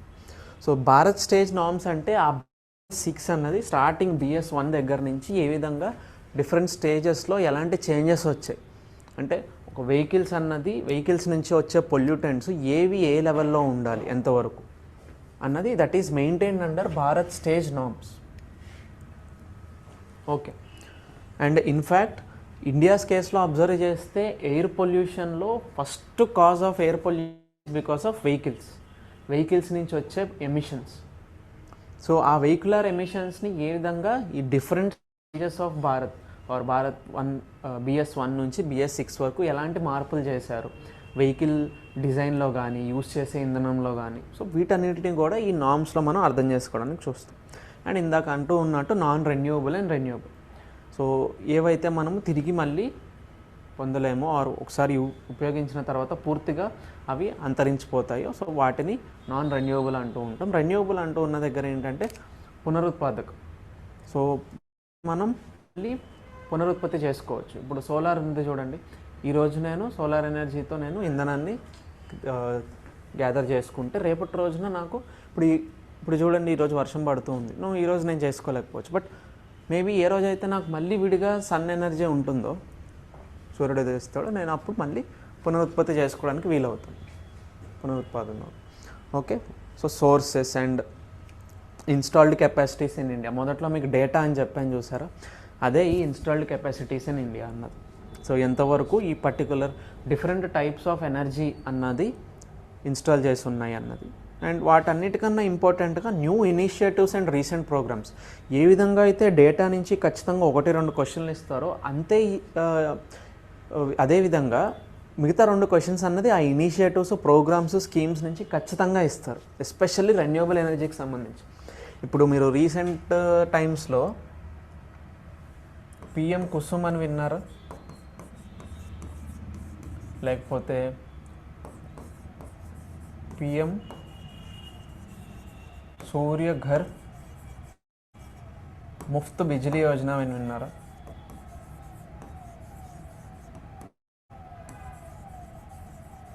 సో ఏంటవి 2, PM కుసుమ్ కానీ సూర్య ఘర్ ముఫ్త్ బిజిలీ యోజన కానీ?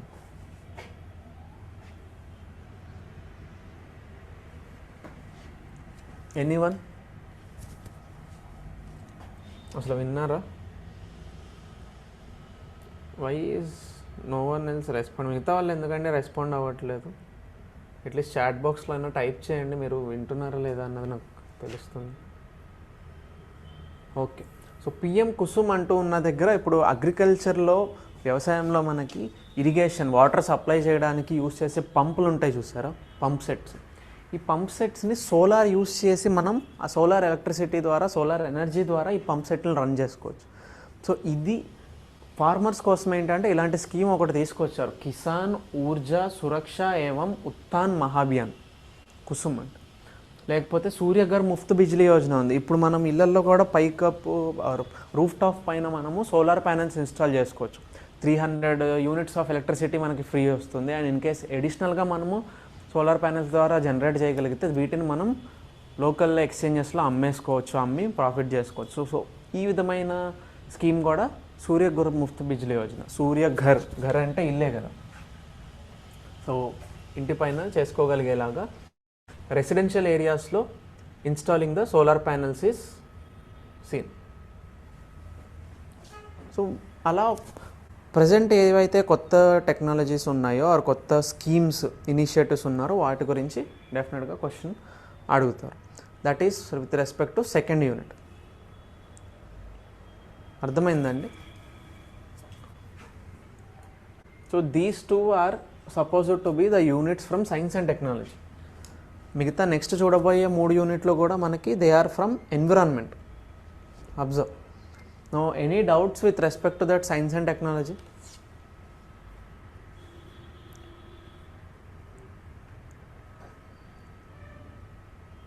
ఏదైనా డౌట్ ఉందా అండి ఈ 2 యూనిట్స్కి సంబంధించి, or shall I move forward? Please better to start basics like definitions and terminology as many are leaving the class. I think already orientation complete. Okay, definitions and terminology అంటే basically that is what we are trying to define here. So అప్పుడు ఏం చేయాలంటే class start చేసేయాలి. But the information that I been given, మీకు ఓరియంటేషన్లో previous year question trends analysis కూడా పూర్తయిందా? Okay, syllabus display చేసి ఉంటారు.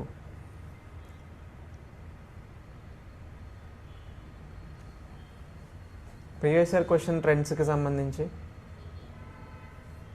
ఇప్పుడు సిలబస్ చూసిన తర్వాత ఈ సిలబస్లో నుంచి types of defence technology, cyber security types and all basics about autonomous vehicles అలా సార్. అర్థమైంది. బట్ మీకు మోస్ట్ ఆఫ్ ద టైమ్స్ మనకు ఫౌండేషన్ క్లాస్లో ఏంటి అని అంటే సిలబస్ ప్రీవియస్ ఇది కంప్లీట్ చేసుకున్న తర్వాతే, అంటే ఆ స్కోప్ అంతా ఇంట్రడ్యూస్ చేసుకున్న తర్వాతే మనం స్టార్ట్ చేస్తాము రెగ్యులర్ క్లాస్ అన్నది.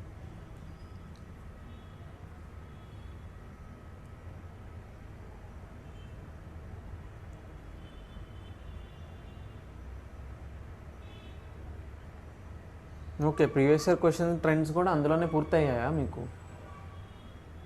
బికాస్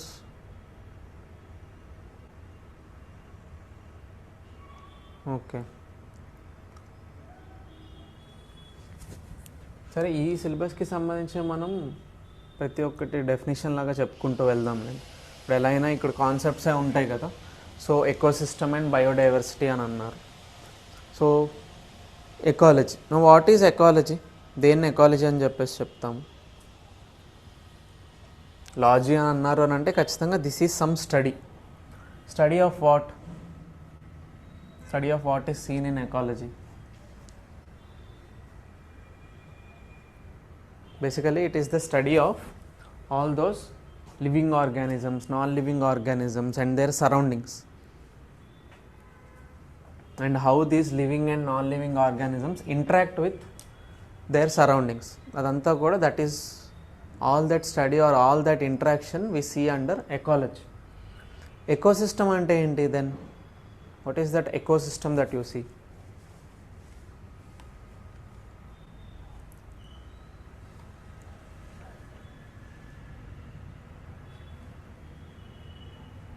యాక్చువల్గా మీరు ఓరియంటేషన్ కంప్లీట్ అయిందని చెప్పారు, but mostly syllabus would have been displayed.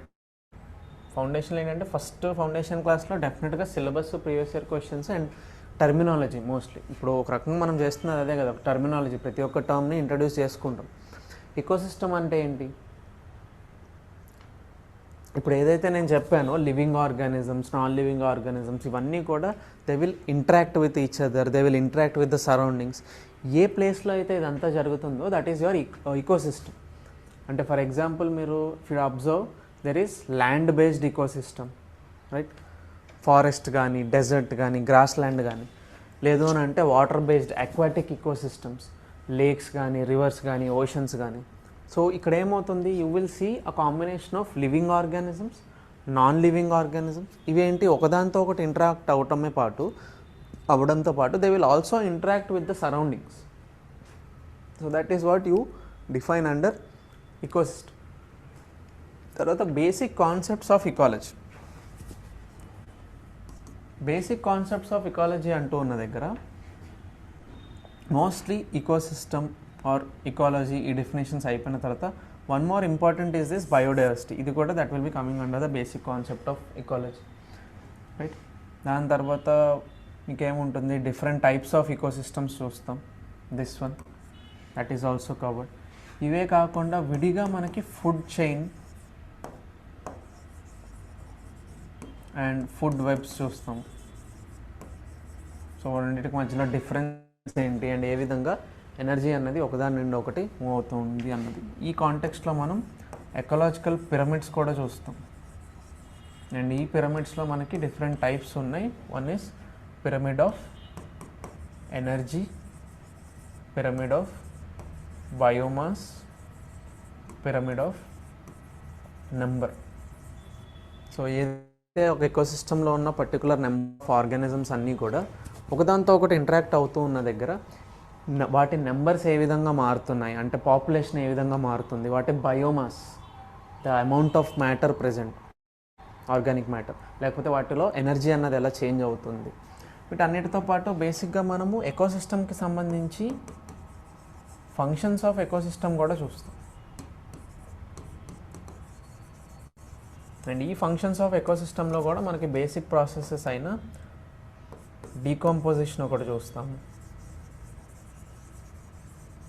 Because most importantly ఏదైతే డెడ్ అండ్ డీకేయింగ్ ఆర్గానిజమ్స్ ఉంటాయో అవి ఏ విధంగా డీకంపోజ్ అవుతున్నాయి అండ్ ఈ డీకంపోజిషన్కి హెల్ప్ అయ్యే విధంగా what are those micro organisms, mostly మనకి బ్యాక్టీరియా అండ్ ఫంగై అన్నవి డీకంపోజర్స్. సో వాటి గురించి చూస్తాము. వీటితో పాటు న్యూట్రియంట్ సైక్లింగ్,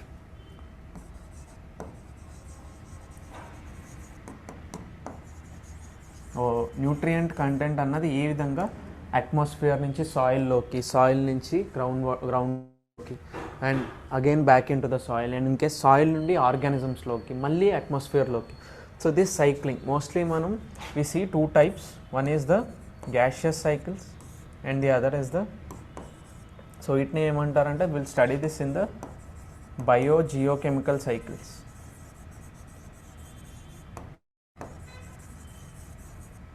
అండ్ ఇంకొకటి ద సెడిమెంటరీ సైకిల్స్.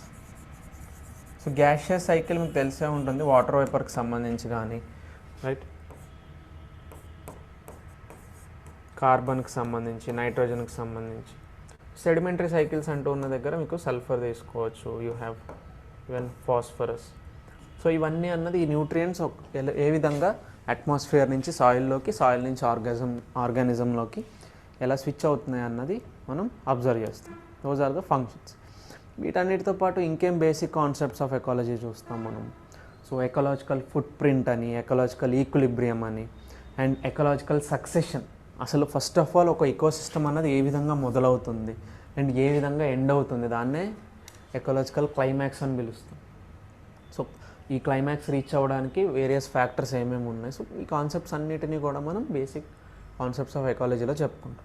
దాని తర్వాత బయోడైవర్సిటీ హాట్స్పాట్స్. ఎక్కడైతే మనకి ఫస్ట్ ఆఫ్ ఆల్ బయోడైవర్సిటీ అంటూ ఉన్న దగ్గర ఏంటి, what will we define biodiversity? It is actually a combination word. Separate చేసుకొని చూస్తే మీకు you will get biological diversity. So biological is mostly with respect to living organisms. Diversity అన్న దగ్గర ఏంటి అని అంటే we see a variation. So ఏ విధంగా లివింగ్ ఆర్గానిజమ్స్లో ప్లాంట్స్ అవ్వనివ్వండి, యానిమల్స్ అవ్వనివ్వండి, మైక్రో ఆర్గానిజమ్స్ అవ్వనివ్వండి, వీటన్నిటిలో కూడా మనం డైవర్సిటీ అబ్జర్వ్ చేస్తాము ఆర్ వేరియేషన్ అబ్జర్వ్ చేస్తాము in the number of species, in the number of population organisms. So all of that is covered under biological diversity. So biodiversity hotspots అంటే ఏంటి? బేసిక్గా దేన్ని హాట్స్పాట్ అని పిలుస్తాం మనం?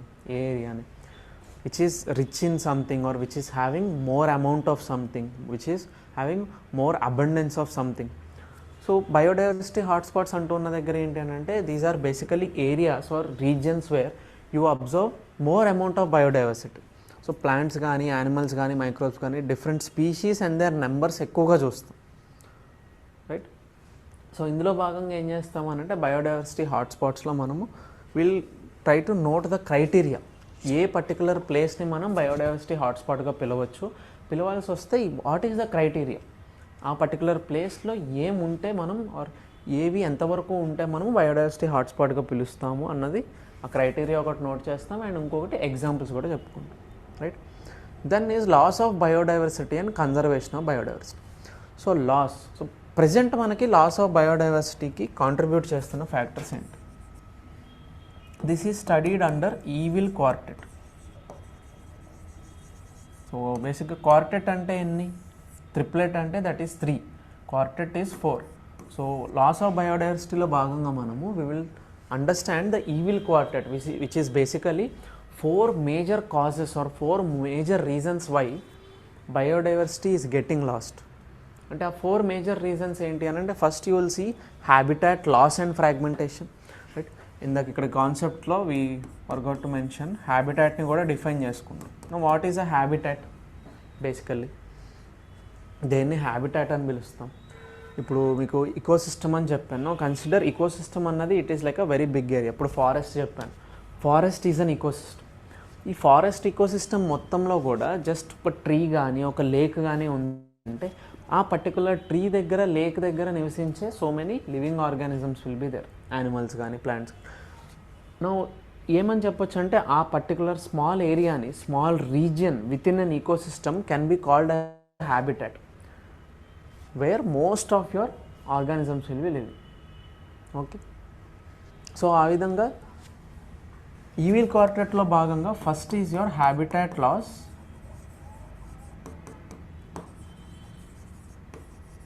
And fragmentation.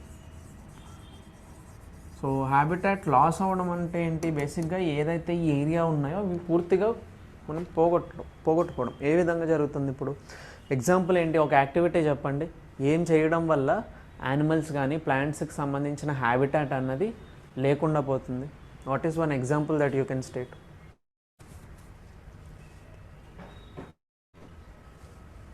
హ్యూమన్స్ చేసే ఒక యాక్టివిటీ చాలా సంవత్సరాలుగా చేస్తూ ఉన్నాము అండ్ వాటి వల్లనే చాలా యానిమల్స్కి సంబంధించిన హ్యాబిటాట్స్ అన్నీ పోగొట్టుకోవడం అన్నది జరుగుతుంది. అందుకని పాపం వాటి ఇల్లు కోల్పోయి మన ఇళ్ళల్లోకి వస్తున్నది. లేదా యూపీఎస్సీకి సేమ్ సిలబస్ కాదు అంటే సేమ్ సిలబస్ కాదు అని అంటే బేసిక్ కాన్సెప్ట్స్ అంతా మొత్తం ఇవే ఉంటాయి. మీరు యూపీఎస్సీనే కాదు ఏ కాంపిటేటివ్ ఎగ్జామ్ అయినా చూడండి, జనరల్ స్టడీస్కి సంబంధించి టీజీపీఎస్సీ సార్, టీజీపీఎస్సీకి సపరేట్ సిలబస్ ఉంది. ఇది అయిపోయిన తర్వాత టీజీపీఎస్సీ చూపిస్తాను, డిస్ప్లే చేస్తాను. ఏపీ నోటిఫికేషన్ అప్కమింగ్ ఉంది కదా అని ఫస్ట్ ఏపీ చూపిస్తున్నాను. కానీ ఒకటి గుర్తుపెట్టుకోండి, యూపీఎస్సీ అనే కాదు most of the competitive exams అన్నిటికీ కూడా ఏవైతే జనరల్ స్టడీస్ సబ్జెక్ట్స్ ఉన్నాయో, ఇప్పుడు S and T, polity, economy, history, right, geography, ఈ 70-80% కాన్సెప్ట్స్ మొత్తం ఆ బేసిక్స్ అంతా సేమ్ ఉంటాయి, ఒకటే. కాకపోతే ఎగ్జామ్లో అడిగే క్వశ్చన్స్ని బట్టి ఇవి మారుతూ ఉంటాయి. అందుకనే అసలు ఫస్ట్ సెషన్లో మనం తెలుసుకునేది అది, ఈ పర్టికులర్ గ్రూప్ సర్వీసెస్కి సిలబస్ ఏది ఉంది, అందులో ఎంత నేర్చుకోవాలి అండ్ అవి ఏ విధంగా అడుగుతున్నారన్న. ఇప్పుడు ఖచ్చితంగా ఇక్కడ అడిగే please start teaching basics for UPSC, TGPSC, UPSC sir. Okay అండి, బట్ యూపీఎస్సీకి సంబంధించి ఆ కవరేజ్ అన్నది that depth or that wideness is more. అక్కడ చెప్పుకున్నా మోస్ట్లీ ఇవే డెఫినేషన్స్ చెప్పుకుంటాము అండ్ ఈవెన్ దిస్ క్లాసిఫికేషనే చెప్పుకుంటాం. Okay, what is one example for the habitat loss? ఇందాకంటూ ఉన్నా కదా, one activity that will result in habitat loss. Now can I consider deforestation, cutting down of trees? నేను deforestation ని habitat loss గా consider చేయొచ్చా? Because what will happen,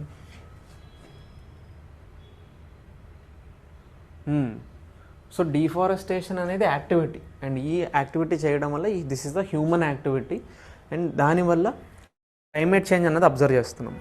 so climate change జరగడానికన్నా ముందు first we see the immediate loss is habitat. Because అప్పటి వరకు ఆ trees లేకపోతే ఆ ఫారెస్ట్లో ఉంటూ ఉన్న ప్లాంట్స్ కానీ లేకపోతే యానిమల్స్ అన్నీ కూడా they suddenly lost their home. That is the habitat loss. And habitat fragmentation అంటే ఏంటి? ఏదైతే పర్టికులర్ హ్యాబిటాట్ ఉందో this will be fragmented. Fragment అవ్వడం అంటే బ్రేక్ అవ్వడం, ముక్కలు అవ్వడం. సో ఏ విధంగా హ్యాబిటాట్ విల్ బి బ్రోకెన్? ఇప్పుడు ఫర్ ఎగ్జాంపుల్ మీరు అబ్జర్వ్ చేయండి, కొన్ని యానిమల్స్ లైక్ ఎలిఫెంట్స్ అబ్జర్వ్ చేస్తే, ఎలిఫెంట్స్ కానీ like some other bigger organisms, so they will not be present at one place. ఒక పర్టికులర్ ప్లేస్నే హ్యాబిటాట్గా చేసుకొని అక్కడే ఉండవు. So they will start moving across the forest. So various forest tracts అన్నిటిలో కూడా move అవుతూ ఉంటాయి అండ్ వాటినే మనం మైగ్రేటరీ కారిడార్స్ అంటాం.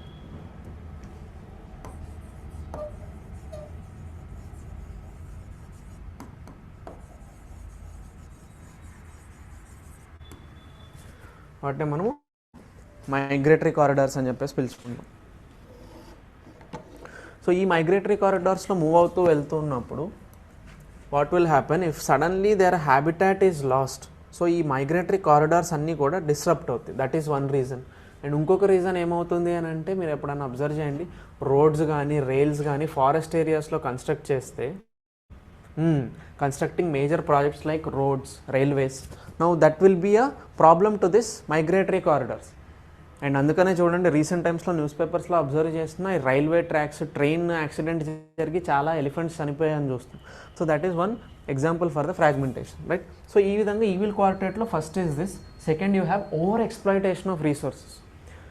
గ్రాస్ ల్యాండ్స్, గ్రేజింగ్ ల్యాండ్ ఉందనుకోండి, గడ్డి ఉన్నది, సో ఎక్కువగా క్యాటిల్ని, లైఫ్ స్టాక్ని పంపించి ఓవర్ గ్రేజింగ్ చేయడం, దట్ ఈస్ ఓవర్ ఎక్స్ప్లాయిటేషన్. లేదనంటే ఇరిగేషన్కి కావాల్సిన మనకి మోస్ట్ ఆఫ్ అవర్ వాటర్ అంతా కూడా exploiting it from the under ground. So ఆ ఓవర్ ఎక్స్ప్లాయిటేషన్ అన్నది కూడా is the second factor, right. And వీటితో పాటు మీరు ఎప్పుడైనా చెరువుల్లో అబ్జర్వ్ చేస్తే you must have seen the invasion of alien species. చాలా చెరువుల్లో చూడండి, ఈ మధ్యకాలంలో మనం it is filled with some wild plant like గుర్రపు డెక్ అని పిలుస్తారు కదా, వాటర్ హయాసింత్. సో వాటితో ఫిల్ అయిపోయి ఉండడం వల్ల ఏమవుతుంది, ఏవైతే city sewage lines, pipe lines ఉన్నాయో they are getting stuck or blocked because of this overgrowth of this alien species. So that is also one more reason why you will observe biodiversity loss. ఎందుకు అవుతుంది, because ఈ alien స్పీషీస్కి ఏంటి అని అంటే they have more tendency to get all the resources. ఒక particular ఏరియాలో చూడండి, న్యాచురల్గా పెరిగిన స్పీషీస్ ఉంది, నేటివ్ స్పీషీ ఉంది, ఏలియన్ స్పీషీ ఉంది. ఈ రెండిట్లో కూడా ఏది ఎక్కువగా అక్కడ ఉన్న రీసోర్సెస్ని లాక్కోగలుగుతుంది? ఆబ్వియస్లీ ఏలియన్ స్పీషీకి ఏంటి అని అంటే it has more tendency to absorb the resources. So అప్పుడు ఏదైతే నేటివ్ స్పీషీ అక్కడే పుట్టి పెరిగిన స్పీషీ ఉందో దానికి కావాల్సిన ప్లాంట్ కానీ యానిమల్ కానీ దానికి కావాల్సిన రీసోర్సెస్ అన్నది అయితే దొరక్క సూన్ వాటి పాపులేషన్ తగ్గిపోవడం అండ్ స్లోగా అంతరించిపోవడం జరుగుతుంది. So that is also a loss for biodiversity. అందుకని థర్డ్ కేటగిరీలో చూస్తాం. ఇది కాకుండా there is one more call the co extinction. Co extinction అంటే ఏంటి అని అంటే, ఏదన్నా ఒక ఆర్గానిజం అంతరించిపోవడం వల్ల ఈ ఆర్గానిజం మీద డిపెండ్ అయిపోయి ఉన్న ఇంకొక ఆర్గానిజం కూడా అంతరించిపోతుంది. That is the co extinction. So loss of biodiversity అన్న దగ్గర ఏంటంటే we will try to look at all these different terms. దాని తర్వాత how do you conserve the biodiversity. కన్జర్వేషన్కి సంబంధించి బేసిక్గా we have two methods. One is in situ, the other is ex situ. In situ conservation method అంటే ఏంటి, ఏదైతే particular ఆ original ప్లేస్లో, ఒరిజినల్ హ్యాబిటాట్లో, ఒరిజినల్ లొకేషన్లో ఎక్కడైతే మనం ఒక చేంజ్ అబ్జర్వ్ చేస్తామో, ఎక్కడైతే అవి మొదటి నుంచి ఉంటూ ఉన్నాయో ఆ ప్లేస్లో చేసినట్లయితే conservation, that is your in situ conservation. సింపుల్గా ఎగ్జాంపుల్ ఏం చెప్పొచ్చు, నేను I have a forest area, okay, wear most of my organism, plants కానీ లేకపోతే యానిమల్స్ ఆర్ లివింగ్. నేను ఇప్పుడు ఆ ఫారెస్ట్ ఏరియానే చుట్టూ కంచేసేసి దీన్ని ఒక నేషనల్ పార్క్గా డిక్లేర్ చేసి వాటికి ప్రొటెక్షన్ అందిస్తే that is in situ conservation. Because వాటిని నేను ఎక్కడికి మార్చలా, అవి ఎక్కడైతే ఉన్నాయో వాటి ఒరిజినల్ ప్లేస్లోనే ఉంచి నేను I am conserving them, right. That is why example for in situ is national park. And ఇది కాకుండా you also have one more example, wild life sanctuaries, that is also one. So conservation reserves అని, community reserves అని, all of these are in situ conservation. Because ఏ ప్లేస్లో అయితే ఈ biodiversity దొరుకుతుందో అక్కడే మనం వాటిని ప్రొటెక్ట్ చేస్తున్నాం. ఎక్స్ సిటు కన్జర్వేషన్ అంటే ఏంటి, ఒక పర్టికులర్ ప్లేస్ నుంచి యానిమల్ని మీరు వేరే దగ్గరికి షిఫ్ట్ చేసి వేరే దగ్గరికి ట్రాన్స్లోకేట్ చేసి వాటిని ప్రొటెక్ట్ చేస్తారు. So the example for this is zoological పార్కులు చూసారు కదా, zoo parks. So zoological park is an example for the ex situ. And వీటితో పాటు botanical gardens. So zoological park ఏ విధంగా అయితే యానిమల్స్ని వీటిని ప్రొటెక్ట్ కన్జర్వ్ చేయడానికి, botanical gardens are mostly for those plant species, right. అదేవిధంగా సీడ్ బ్యాంక్స్ అని, జీన్ బ్యాంక్స్ అని వింటూ ఉంటాం, right. All of those are ex situ conservation, right. Then you have the CITES. This is an international agreement. So basically CITES is convention on international trade in endangered species of wild fauna and flora. So ఏవైతే endangered అంటే they are facing the risk of extinction, అంతరించిపోయే దశలో ఉన్న species ఉంటాయి కదా, plants కానీ animals కానీ, వీటిని ఇంటర్నేషనల్గా ట్రేడ్ చేయాల్సి వస్తే ఆర్ ఇంటర్నేషనల్ ట్రేడ్లో ఎక్స్పోర్ట్ ఇంపోర్ట్ చేయాల్సి వస్తే there is a guide line, this is the guiding document. So ఈ కన్వెన్షన్లో పొందుపరిచిన గైడ్ లైన్స్కి అనుగుణంగానే మనము ఒక పర్టికులర్ స్పీషీస్ని బయటికి ఎక్స్పోర్ట్ చేయడమో ఇంపోర్ట్ చేయడమో అన్నది చేసుకోవచ్చు. ఓకే. సో అండ్ ఇండియాస్ కేసులో దిస్ ఈజ్ ప్యూర్ ఫ్యాక్చువల్, ఎన్ని ఎండేంజర్డ్ స్పీషీస్ ఉన్నాయి, అవి ఏ కేటగిరీలో ఉన్నాయి, బికాస్ ఇక్కడ మనకి అల్టిమేట్గా ఎండేంజర్డ్ ఈ కేటగిరీస్ అంతా కూడా IUCN రెడ్ లిస్ట్,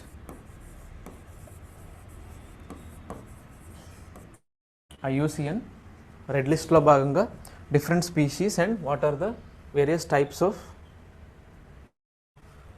కేటగిరీస్ అన్నది చూస్తాం.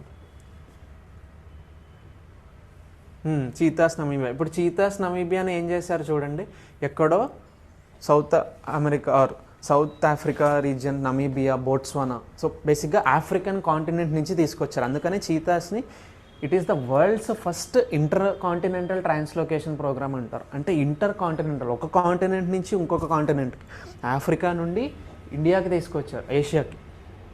అసలు ఆఫ్రికాలో ఉన్న నమీబియా, సౌత్ ఆఫ్రికా, బోట్స్వానా నుంచి ఏషియాలో ఉన్న ఇండియాకి తీసుకొచ్చారు.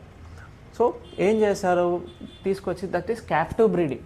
అండ్ ఇన్ఫ్యాక్ట్ మీకు తెలుసో లేదో, చీతాస్ అన్నది ఇండియాలో 1952లోనే అంతరించిపోయాయి. They got extinct in 1952 itself. మొన్న ఎప్పుడైతే 2022-23 టైంలో చీతా రీఇంట్రడక్షన్ ప్రాజెక్ట్, అందుకే రీఇంట్రడక్షన్ అన్నారు, అంతరించిపోయిన దగ్గర మళ్ళీ రీఇంట్రడ్యూస్ చేస్తున్నారు ఆ గ్రాస్ ల్యాండ్స్లోకి మధ్యప్రదేశ్లో. What was the national park? Any idea name of the national park wear these cheetahs wear రీఇంట్రడ్యూస్డ్? The కూనోపల్పూర్ national park of Madhya Pradesh. Okay. So coming back, IUCN red list ప్రకారం ఏంటి అని అంటే, you have different categories. So extinct in the wild, critically endangered, near threatened, vulnerable, right? So least concerned, data deficient, ఇలా different categories ఉన్నాయి. So depending on the status of the species, అంటే ఏ దశలో ఉంది ఇది, వీటి పాపులేషన్ ఎక్కువగా ఉన్నాయా, లేకపోతే ఇది ఏమన్నా అంతరించిపోయే దశలో ఉందా, లేకపోతే ఆల్రెడీ అంతరించిపోతుందా, సో వీటిని బేస్ చేసుకొని ఏంటంటే IUCN రెడ్ లిస్ట్ ప్రకారం ఆ పర్టికులర్ కేటగిరీస్లో ప్లేస్ చేస్తారు, రైట్? బయోస్పియర్ రిజర్వ్స్, ఏ విధంగా అయితే national parks, wild life sanctuaries ఇవన్నీ కూడా పర్టికులర్ ఆ ప్లేస్లో ఉండే ప్లాంట్స్, యానిమల్స్కి సంబంధించో, బయోస్పియర్ రిజర్వ్స్ అన్న దగ్గర ఏంటి అంటే వీటితో పాటు మిగతా ఉండే ఈకోసిస్టమ్స్, ఈవెన్ సాయిల్లో ఉండే మైక్రోబ్స్ దగ్గర నుంచి మొదలుపెట్టి large ecosystems that are present. So entire ఆ ఏరియా మొత్తాన్ని కూడా ప్రిజర్వ్ చేయాల్సి వస్తే that is done under biosphere reserve. Bio is for life. So basically biosphere is the realm or the domain of life that uses. ఎక్కడైతే ప్రాణంతో ఉన్న జీవులు ఉంటాయో ఆ పర్టికులర్ రీజియన్ మొత్తాన్ని కూడా ప్రొటెక్ట్ చేయాలనుకోవడం. సో ఇవి ఇండియాలో ఎన్ని ఉన్నాయి, బికాస్ గ్రూప్ 2 లెవెల్ కాబట్టి మోస్ట్లీ మనకి ఇవి ఇండియాలో ఎన్ని ఉన్నాయి and how many of them are present in which states, because state స్పెసిఫిక్గా 2 కాలమ్ ఫార్మాట్లో క్వశ్చన్ అడగచ్చు. ఒక కాలంలో బయోస్పియర్ నేమ్ అడిగేసి రెండో కాలంలో స్టేట్మెంట్ ఏంటి అన్నది అడగచ్చు. Okay. Similarly wild life conservation efforts, ఇప్పుడు ఇందాక మీరు చెప్పారు కదా project cheetah, that is actually coming under conservation efforts, wild life conservation. Okay. అదేవిధంగా మనకి ఇండియాలో ప్రాజెక్ట్ టైగర్ అని చెప్పేసి 73 అప్పుడు లాంచ్ అయినది ఉంది. Then after that you have project elephant 92, project 90 sea turtles 99, ఈ మధ్యలో 75లో ప్రాజెక్ట్ క్రొకొడైల్ అని ఉంది. సో ఇలా వేరియస్ వైల్డ్ లైఫ్కి సంబంధించి ఏ ఎఫర్ట్స్ మనం తీసుకున్నాం, ప్రాజెక్ట్స్ ఏంటి, different acts, the wild life protection act of 1972, and ఈ యాక్ట్ని ఏంటంటే రీసెంట్గా అమెండ్ చేశారు ఇన్ 22-23 టైం పీరియడ్. సో ఆ యాక్ట్స్ ఏంటి and various initiatives in the recent types. So stripes అని, మైకీ అని, సో ఈ వేరియస్ ఇనిషియేటివ్స్ అంటూ ఉన్నవి. సో ఏ పర్టికులర్ స్పీషీస్కి ఆర్ వాటిలో ఏం చేయాలనుకుంటున్నారు, సో పగ్ మార్క్ అనాలిసిస్ అని, సో వాటన్నిటిని కూడా we will try to understand here, because ఖచ్చితంగా క్వశ్చన్స్ అడిగి ఉన్నారు. That was seen once. That was regarding the 3rd unit. Next 4th unit observe చేయండి, waste management and pollution control. This is very commonly seen. And in fact మీరు ఈ చాప్టర్కి సంబంధించి అర్థం చేసుకోవాల్సి వస్తే you have to note just 1 or 2 topics from this unit. అంటే ఇందులో ఉన్న ఇప్పుడు అక్కడ అబ్జర్వ్ చేయండి, methods of disposal this is 1, environmental pollution this is 2, right, and bioremediation this is 3. మిగతా ఏ యూనిట్లో కూడా ఈ పర్టికులర్ టాపిక్కి సంబంధించి మల్టిపుల్ క్వశ్చన్స్ చూడరు. అడిగితే ఒకటే క్వశ్చన్ అడగవచ్చు. ఇప్పుడు ఇందాక సైబర్ సెక్యూరిటీకి సంబంధించి 1, 2 చూస్తాం. బట్ ఇక్కడ మాత్రం ఒకటే టాపిక్ అదే మెథడ్స్ ఆఫ్ డిస్పోజల్ మీద 3 or 4 క్వశ్చన్స్ ఒకటే ఇయర్లో అడిగారు. అంటే ఏ విధంగా బేసిక్గా ఈ డిస్పోజల్కి సంబంధించిన మెథడ్స్ అడగవచ్చు. ఇన్సినరేషన్, పైరోలసిస్, ప్లాస్మా గ్యాసిఫికేషన్, కంపోస్టింగ్, ఇలా అడిగేసి రైట్ సైడ్లో వాటిలో జరిగే ప్రాసెస్ ఏంటని అడగవచ్చు, ఒక టైప్ ఆఫ్ క్వశ్చన్. ఇంకొక క్వశ్చన్ ఆ ప్రాసెస్ల వల్ల వచ్చే అడ్వాంటేజెస్ డిసడ్వాంటేజెస్ అడగవచ్చు, రెండో టైప్ ఆఫ్ క్వశ్చన్. నెక్స్ట్ ఈ ప్రాసెస్లో ఉండే కండిషన్స్ గురించి అడగవచ్చు, మూడో టైప్ ఆఫ్ క్వశ్చన్. సో ఇలా 2 column ఫార్మాట్లో అడగలేదు అని అంటే అర్బన్ వేస్ట్ని సెగ్రిగేట్ చేయడానికి which is the method of disposal that is used. So ఇలా కూడా క్వశ్చన్ అడిగారు. సిమిలర్లీ పొల్యూషన్కి సంబంధించి కూడా అంతే.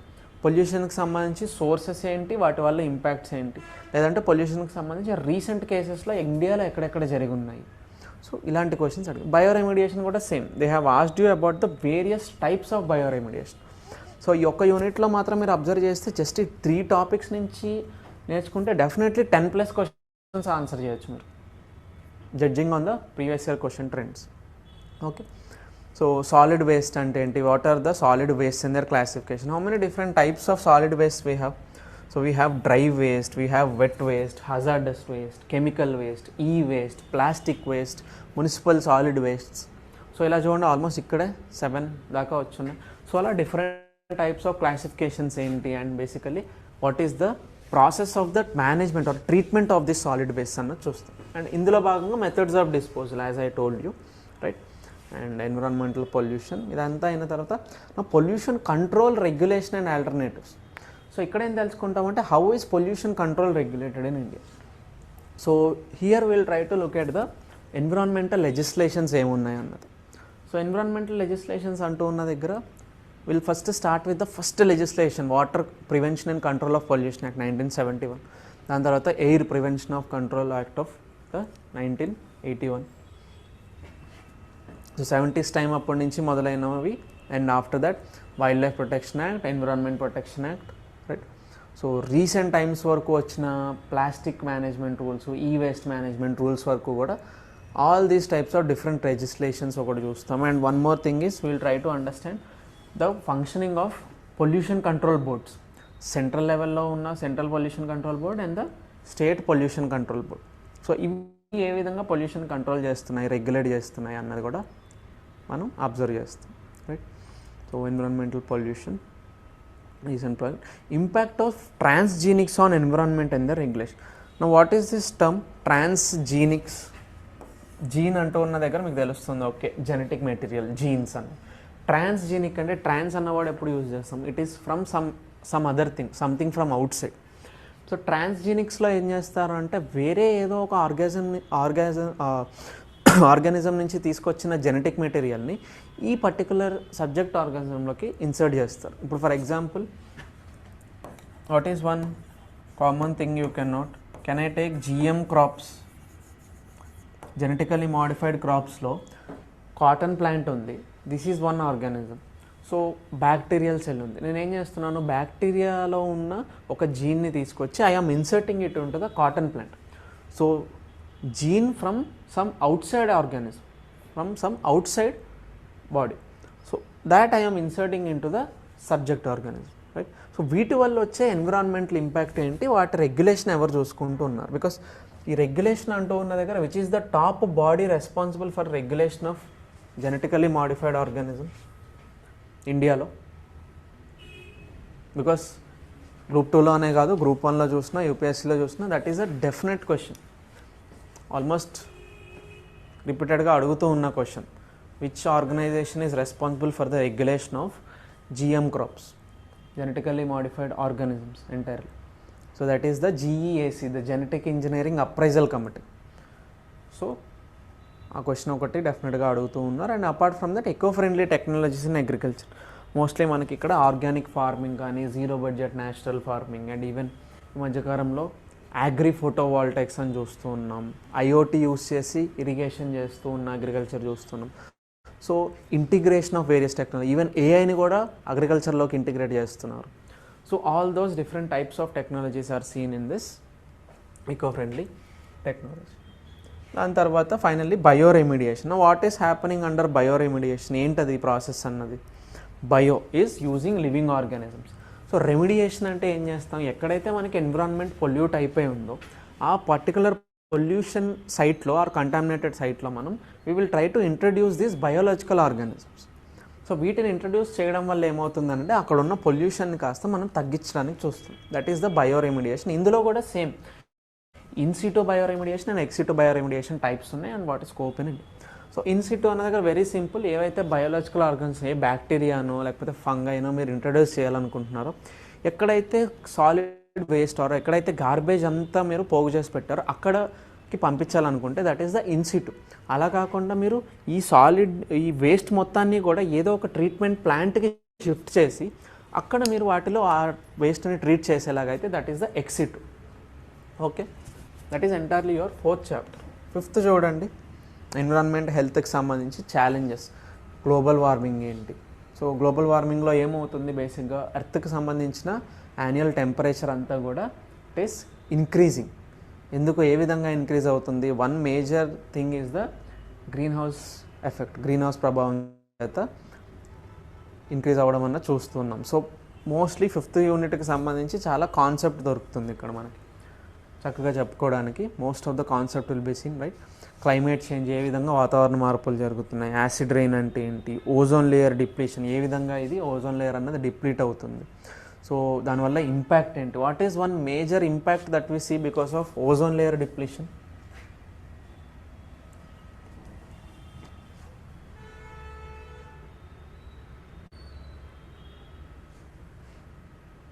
ఓజోన్ లేయర్ డిప్లీట్ అవ్వడం వల్ల what is that major impact that we see? అసలు first of all ozone layer ఎందుకు ఉంది? It is to protect us from the harmful rays of sun, harmful ultraviolet radiation of the sun. ఎప్పుడైతే ozone layer అన్నది deplete అయిపోతుందో, లేకుండా తగ్గుతుందో, then ఏదైతే ఈ ఓజోన్ లేయర్ బ్లాక్ చేయాల్సిన హార్మ్ఫుల్ యూవీ రేడియేషన్ ఉందో that will not be blocked, that will in fact earth మీదకి వస్తుంది. ఎప్పుడైతే అర్త్ మీదకి వస్తుందో ఈ ఓజోన్ లేయర్ బ్లాక్ చేయలేని యూవీ రేడియేషన్ అంతా it can cause damage to human health. ఏ విధమైన డ్యామేజ్? కంట్లో పడితే ఏమవుతుందంటే మనకి ఐ క్యాట్రాక్ట్స్ రావడం, ఐ లాస్ అవ్వడం, స్కిన్ పైన పడితే స్కిన్ క్యాన్సర్స్ రావడం. సో ఇలా చాలా ఇంపాక్ట్ ఉంది. అందుకని చూడండి, ఎన్విరాన్మెంట్ హెల్త్ అంటూ అని లాస్ట్ చాప్టర్లో ఇచ్చున్నారు. So ocean acidification. So global వార్మింగ్లో గ్రీన్ హౌస్ గ్యాస్ ఎఫెక్ట్కి సంబంధించి మోస్ట్లీ ఏమవుతుంది, under the greenhouse gas effect what you are observing is carbon dioxide కానీ మీథేన్ కానీ, so their concentration in the atmosphere is increasing because of greenhouse effect. So ఇవి ఎక్కువ అవ్వడం వల్ల ఏమవుతుందంటే this carbon dioxide that is increasing in the atmosphere is getting absorbed by the oceans. Because న్యాచురల్గా ఏంటి అంటే oceans have this tendency to observe the carbon dioxide. So ఏమవుతుంది చెప్పండి, ఎప్పుడైతే carbon dioxide when it reacts with the H2O, so H2CO3 which is basically your carbonic acid. So acidify అవుతుంది కదా. So ocean water ఏమైంది, అప్పటి వరకు కూడా ఒక నార్మల్ న్యూట్రల్ స్టేట్లో ఉంటే, మోస్ట్లీ బేసిక్ టు న్యూట్రల్ స్టేట్లో ఉంటే, suddenly it has turned acidic because of that hydrogen compound, hydrogen in the carbon compound. Okay, so environmental initiatives and recent initiatives, protocols, convention. So basic ఇక్కడ ఏం చూస్తామనంటే this is also one definite area of questioning. ఇక్కడ ఏ విధంగా questions అడుగుతారు మనల్ని, mostly they will ask you about the different types of environmental conventions ఏమున్నాయి. 1992 తర్వాత we have UNFCCC, UNCBD, UNCCD. So వాటికి సంబంధించినవన్నీ కూడా మనం ఇక్కడ కవర్ చేస్తాం. అండ్ అందులో భాగంగా what are the different protocols. So Montreal protocol, Kyoto protocol, and even Cartagena protocol, Nagoya protocol. So ఇలా డిఫరెంట్ టైప్స్ ఆఫ్ ప్రోటోకాల్స్ చూస్తూ ఉంటాం. అండ్ వేటిలో ఏ టైప్ ఆఫ్ అవుట్కమ్ అన్నది వచ్చింది అన్నది డిస్కస్ చేస్తాం. And one more important is the sustainable development. Basic definition నుంచి సస్టైనబుల్ డెవలప్మెంట్ గోల్స్ వరకు. Now, what is the basic definition of sustainable development?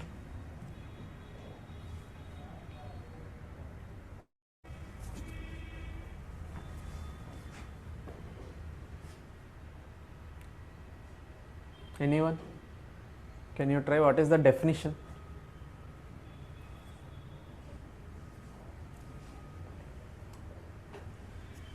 So it is the type of development where you will be utilizing the resources for the present generation. ప్రస్తుతం ఉన్న జనరేషన్లో ప్రస్తుతం ఉన్న అవసరాలకి తగ్గట్టు రీసోర్సెస్ని use చేస్తూనే ఫ్యూచర్లో రాబోయే అవసరాలని కూడా మనం దృష్టిలో పెట్టుకొని చేస్తాం. సో దట్ మీన్స్ ఫ్యూచర్ జనరేషన్స్కి కూడా మనము రీసోర్సెస్ని ప్రొవైడ్ చేయగలిగే విధంగా ప్రస్తుతం జాగ్రత్తగా ఆర్ కేర్ఫుల్గా we will try to use those resource. So components ఏంటి? గోల్స్. మనకి 17 SDG గోల్స్ ఉన్నాయి. అండ్ ఇన్ఫ్యాక్ట్ ఈ 17 SDG గోల్స్ అన్నిటినీ కూడా మనం మెమరైజ్ చేసి గుర్తుపెట్టుకోవాలి, బికాస్ క్వశ్చన్స్ అన్నది అడుగుతుంది. అండ్ ఫైనలీ హెల్త్కి సంబంధించి కొన్ని క్వశ్చన్స్ అడిగారు. So Ayushman Bharat digital machine అని చెప్పేసి, రైట్. అండ్ ఇంకేమున్నాయి, ద ఆరోగ్య మిత్రాస్కి సంబంధించి కూడా క్వశ్చన్స్ అడుగుతూ ఉన్నారు. So that was purely from your AP detail సిలబస్లో ఈ విధంగా అడుగున్నారు, right. Any doubts so far? Next ఏంటంటే తెలంగాణ గ్రూప్ 2లోకి వచ్చేసరికి once again you will have SNT only in this general studies, because paper 2 చూడండి హిస్టరీ, పాలిటీ, సొసైటీ గురించి ఉంది. పేపర్ 3 ఎకానమీ గురించి ఉంది. పేపర్ 4 ఏమో తెలంగాణ మూమెంట్ ఉంది. సో మహా అయితే మీకు సైన్స్ అండ్ టెక్నాలజీ వచ్చే ఏరియా ఎక్కడుంది? జనరల్ స్టడీస్లోనే ఉంది. అండ్ ఈ 150 క్వశ్చన్స్లో ఏంటి అంటే ఈ ప్రతి సెక్షను కూడా సపరేట్ చేసలేదు. So all of the questions are given combined, ఒకటే దగ్గర ఇచ్చేసి ఉంటారు కంబైన్డ్గా. సో మనకు విడిగా SNTకి సంబంధించిన క్వశ్చన్స్ వీటిలో ఒక సెక్షన్ వైజ్గా దొరకవు. అయితే ఇవన్నీ కూడా ఒకదాని తర్వాత ఒకటి అబ్జర్వ్ చేస్తాం, రైట్. సో ఈ విధంగా గ్రూప్ 2కి సంబంధించిన ట్రెండ్స్ అబ్జర్వ్ చేస్తే రిటర్న్ ఎగ్జామ్లో జస్ట్ సిలబస్కి సంబంధించి ఒక్క లైన్ ఇచ్చారు, జనరల్ సైన్స్ అని, right. And even India's achievements in science and technology. So general science అంటూ ఉన్న దగ్గర మనం ఏం నేర్చుకోవాల్సి వస్తుంది? మోస్ట్లీ ఫిజిక్స్, బయాలజీ, కెమిస్ట్రీ వీటికి సంబంధించి. So in case exam point of view కూడా ఫిజిక్స్, కెమిస్ట్రీ కన్నా కూడా biology is more important, because cell biology దగ్గర నుంచి మొదలుపెట్టి జెనెటిక్స్ కానీ, మైక్రో ఆర్గానిజమ్స్ కానీ వీటన్నిటి గురించి నేర్చుకోవాలి, because they are important for the syllabus. ఇప్పుడు మీరు సిలబస్లో చూసినా కానీ different types of diseases that are caused, ఏ ఆర్గానిజం కాజ్ చేస్తుంది, లేకపోతే సెల్స్ ఉన్నాయి. సో బయోటెక్నాలజీ అన్నది one major area where questions will be asked. So ఈ బయోటెక్నాలజీకి సంబంధించి అడిగే క్వశ్చన్స్ వాళ్ళ బయోటెక్నాలజీ కాన్సెప్ట్స్ అర్థం అవ్వాలంటే first of all cell biology అన్నది అర్థం అవ్వాలి, right. That is general science. So mostly static బుక్స్లో నుంచి తెలుసుకోగలిగే ఇన్ఫర్మేషన్ అంతా ఇక్కడ జనరల్ సైన్స్లో కవర్ అవుతుంది. అండ్ ఇండియాస్ అచీవ్మెంట్స్ అన్న దగ్గర that is purely current affairs, okay. So current affairs నుంచి మనం ఎక్కువగా అబ్జర్వ్ చేస్తాం. బట్ ఇంతకు మించిన ఎలాబరేషన్ ఏమి ఇవ్వలేదు చూడండి ఏపీకి ఇచ్చినట్టు. Not much elaboration has been given about the Telangana syllabus. So mostly classroom teaching అప్పుడు మనం ఏం చేస్తామని అంటే we will try to use that AP syllabus as the reference. AP సిలబస్ని మనం రిఫరెన్స్గా యూజ్ చేసుకుంటూ మోస్ట్లీ ఆ 90% of the syllabus will try to align or match with the Telangana syllabus. And వీటితో పాటు ఏవైతే ఫిజిక్స్, కెమిస్ట్రీకి సంబంధించినవి కూడా మనకి that are required that will try to cover, right. Any doubts so far online? We'll try to look at this previous year question trends analysis from now.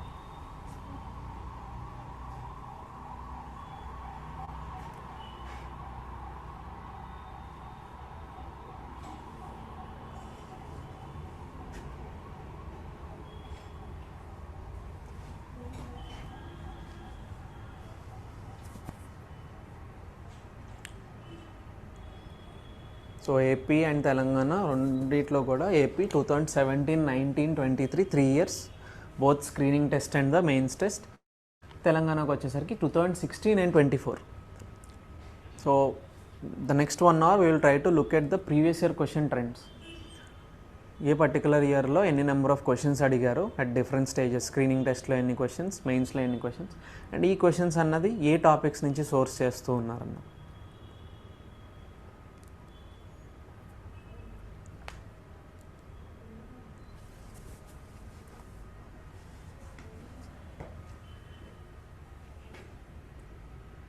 ఈ trend analysis కూడా complete అయిందా అండి మీకు ముందర?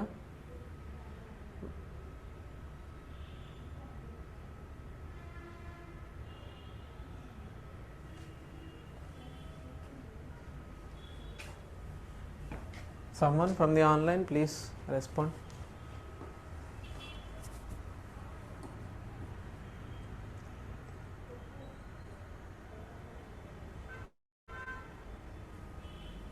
So if you observe 2017 APPSC screening టెస్ట్లో ఏంటి అంటే total 15 questions అన్నవి అడుగున్నారు. అండ్ ఈ 15 క్వశ్చన్స్లో కూడా మొబైల్ యాప్ భీమ్ based on, so Bharat interface ఉంది చూసారా, so the Bharat interface for money transfer. So వీటికి సంబంధించిన ఈ మొబైల్ యాప్ అన్నది ఏ టెక్నాలజీ బేస్ చేసుకొని ఉన్నారు? Is it the payments interface, unified payments interface అని ఇంకో డిఫరెంట్ ఆప్షన్స్ ఇచ్చారు. Mostly you will be able to answer this. Unified payments interface UPI base చేసుకొని ఇచ్చారు, డెవలప్ చేశారు ఈ భీమ్ యాప్ని అన్నది. Right. After that Indian institute of skills. So బేసిక్గా ఇన్స్టిట్యూట్ ఫౌండేషన్ స్టోన్ అన్నది ఆ పర్టికులర్ 2017 టైం పీరియడ్ అప్పుడు PM has laid a foundation stone.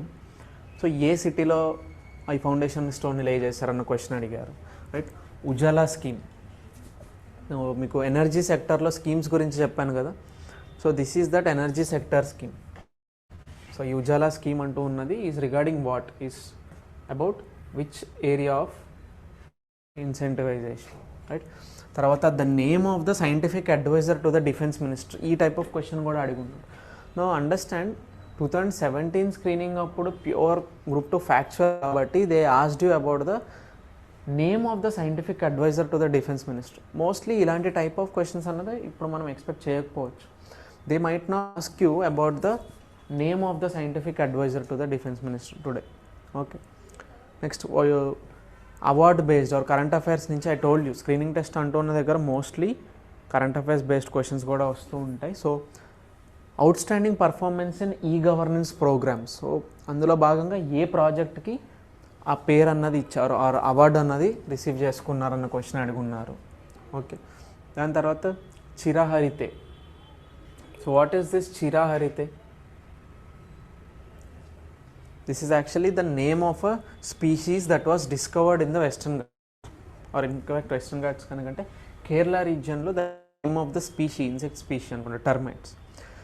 So ఆ పర్టికులర్ స్పీషీ గురించి వాట్ ఈస్ చిరాహరితే అని ఇచ్చేసి 4 ఆప్షన్స్ ఇచ్చారు. So you have to pick among 4 of them, one of them. So farming model by Subhash Palekar. So organic farming, nature based ఫార్మింగ్కి సంబంధించి what was the name of the farming model that he introduce. దాని తర్వాత Nobel prize in 2016 medicine. Understand Nobel prize అన్నది ఖచ్చితంగా ప్రతి year group 2లో there will be a question. Maybe ఒకప్పుడు ఈ విధంగా మెడిసిన్కి సంబంధించిన ఏరియాలో నోబెల్ ప్రైజ్ అన్నది ఏ సైంటిస్ట్కి ఇచ్చారు లేకపోతే ఏ ఏరియాలో ఇచ్చారు అన్నది అడుగుతారు ఆ పర్టికులర్ సబ్జెక్ట్. ప్రజెంట్ ఎలా చేయాలి అని అంటే ట్రెండ్ అన్నది కాలమ్ 1, కాలమ్ 2 కాలమ్స్లో నోబెల్ ప్రైజ్కి సంబంధించిన సబ్జెక్ట్ అడిగి ఏరియా అడగవచ్చు, లేకపోతే నోబెల్ ప్రైజ్కి సంబంధించిన సబ్జెక్ట్ అడిగి సైంటిస్ట్ పేరు అడగవచ్చు. సో మనం మ్యాచ్ చేయాల్సి వస్తుంది. సో ఖచ్చితంగా ఎవరో ఒకళ్ళు తెలిస్తే మార్క్ చేయగలము అన్నది లేదు. డెఫినెట్గా ఆ పర్టికులర్ లేటెస్ట్గా ఇయర్లో నోబెల్ ప్రైజ్ అందుకున్న సైంటిస్టులు ఎవరు అండ్ ఏ సబ్జెక్టు ఆర్ ఏ ఏరియాస్లో అందుకున్నారు అన్నది కూడా మనం తెలుసుకోవాల్సిన అవసరం ఉంది. Next green revolution aimed at.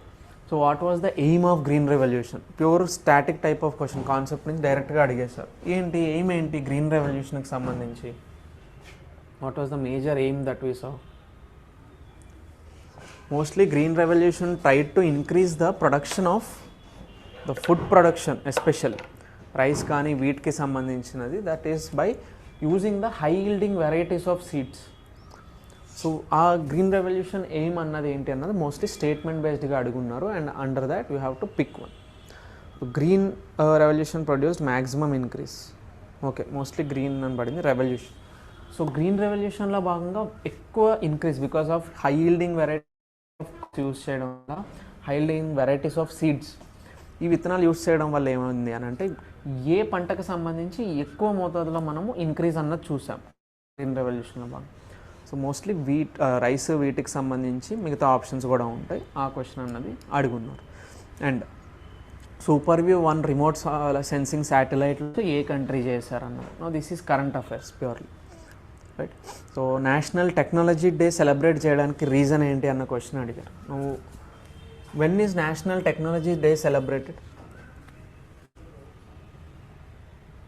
Right, it is celebrated on the 11th of May and May 11th celebrate చేయడానికి రీజన్ ఏంటి? That is because it has a relation with respect to the nuclear test conducted successfully.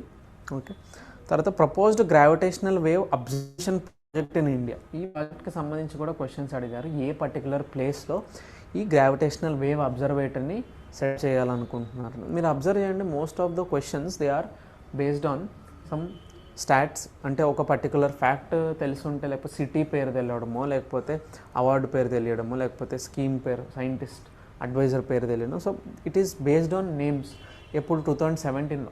But after that what you observe is ఈ trend అన్నది స్లోగా change అవుతూ వచ్చింది. Okay, so national atmospheric research laboratory location ఎక్కడ ఉంది? Right, 104th Indian science Congress అనేది ఎక్కడ జరిగింది అన్నది. So this is actually outdated type of question. So mostly అలా పూర్తిగా నేమ్ బేస్డ్ క్వశ్చనింగ్ అన్నది ఇప్పుడు చూస్తూ లేము మనము, బికాస్ ఇప్పుడు ఈ మధ్య వస్తున్న క్వశ్చన్స్ అన్నీ కూడా స్టేట్మెంట్ బేస్డ్గా వస్తుంది. ఓకే, సో అదే మెయిన్స్ ఎగ్జామ్ మీరు 2017 అప్పుడు the questions were mostly 34 questions అడిగారు. చూడండి, largest producer state of BT cotton ఏ స్టేట్ అన్నది అడిగారు. అండ్ మీకు డేటా బేస్డ్ క్వశ్చన్స్ అడుగుతారని చెప్పాను, గుర్తుందా? So present installed nuclear power capacity. So అప్పట్లో 6.7 GW ఉండేది. I think recent data says it is 8.6. So 2017 టైంలో 6.7 GW and present it is somewhere around 8.6 GW. And ఇప్పుడు లాస్ట్ ఇయర్ శాంతి యాక్ట్ ఒకటి తీసుకొచ్చారు. Now that is one thing that can come in the exam, Shanti act అన్నది. So ఎలా they are trying to privatize the production of nuclear energies and nuclear technologies and for the peaceful purpose. So ఈ శాంతి act గురించి question అడగవచ్చు, లేకపోతే ఈ increase అయిన nuclear capacity గురించి అడగవచ్చు. ఓకే, డ్రింకింగ్ వాటర్కి సంబంధించిన బేసిక్ pH ఎంత అన్నది. Okay, then the type of community where more number of species per unit area. ఎక్కడ మనము బయోడైవర్సిటీ ఎక్కువగా చూస్తాము or more population density of this species is ఏ టైప్ ఆఫ్ కమ్యూనిటీ అని? Forest community. ఇన్ కేస్ ఈకోసిస్టమ్స్లో మళ్ళీ ఏం చూస్తామంటే the next level is that community level, because community, population and then individual or organism. So ఏ కమ్యూనిటీలో మనం more number of species చూస్తాం. అదే ఫారెస్ట్కి సంబంధించి is it tropical forest, is it tropical evergreen, tropical rain forest, tropical deciduous, right? ఇలా different types of communities ఉంటాయి. ఎక్కడ మనం ఎక్కువ నెంబర్ ఆఫ్ స్పీషీస్ చూస్తాం అన్నది అడిగారు. సో ఇక్కడ ఈ పాయింట్ ఆఫ్ టైం వరకు కూడా మనకి స్టేట్మెంట్ బేస్డ్ క్వశ్చన్స్ రాలేదు. చూడండి, directly the questioning is based on 4 options, right? So biodiversity hotspots మీకు స్టార్టింగ్లో చెప్పాను, గుర్తుందా? బేసిస్ ఆఫ్ క్యారెక్టరైజేషన్, ఏ క్రైటీరియాని బేస్ చేసుకొని బయోడైవర్సిటీ హాట్స్పాట్స్ని డిక్లేర్ చేస్తారన్నది, right? Next is the Pachmarhi biosphere reserve. So location ఎక్కడ ఉంది అన్నది. సో బేసిక్గా పచ్మరీ బయోస్పియర్ రిజర్వ్ అనేది ఏ స్టేట్లో ఉంది అన్నది అడుగున్నారు. And then the product which is not having GI status, geographical indication status ఇచ్చిన 4 ఆప్షన్లో దేనికి లేదని అడిగారు. Leaf of a tree adapted to warm dry climate. This is concept based question. So 2017 అప్పుడు కూడా ఈ విధంగా టెస్ట్ చేస్తుంది. సో అబ్జర్వ్ చేయండి, వార్మ్ డ్రై క్లైమేట్ ఎక్కడైతే టెంపరేచర్స్ ఎక్కువ ఉన్నాయో and because of the more temperatures water has evaporated, that is why it is dry. So warm dry climate ఉన్న దగ్గర లీఫ్ ఆఫ్ అ ట్రీ అన్నది ఏ విధంగా అడాప్ట్ అవుతుంది? Someone from the online please try. Anyone? Vineeta గారు, మల్లేశం, కిరణ్, దుర్గేష్.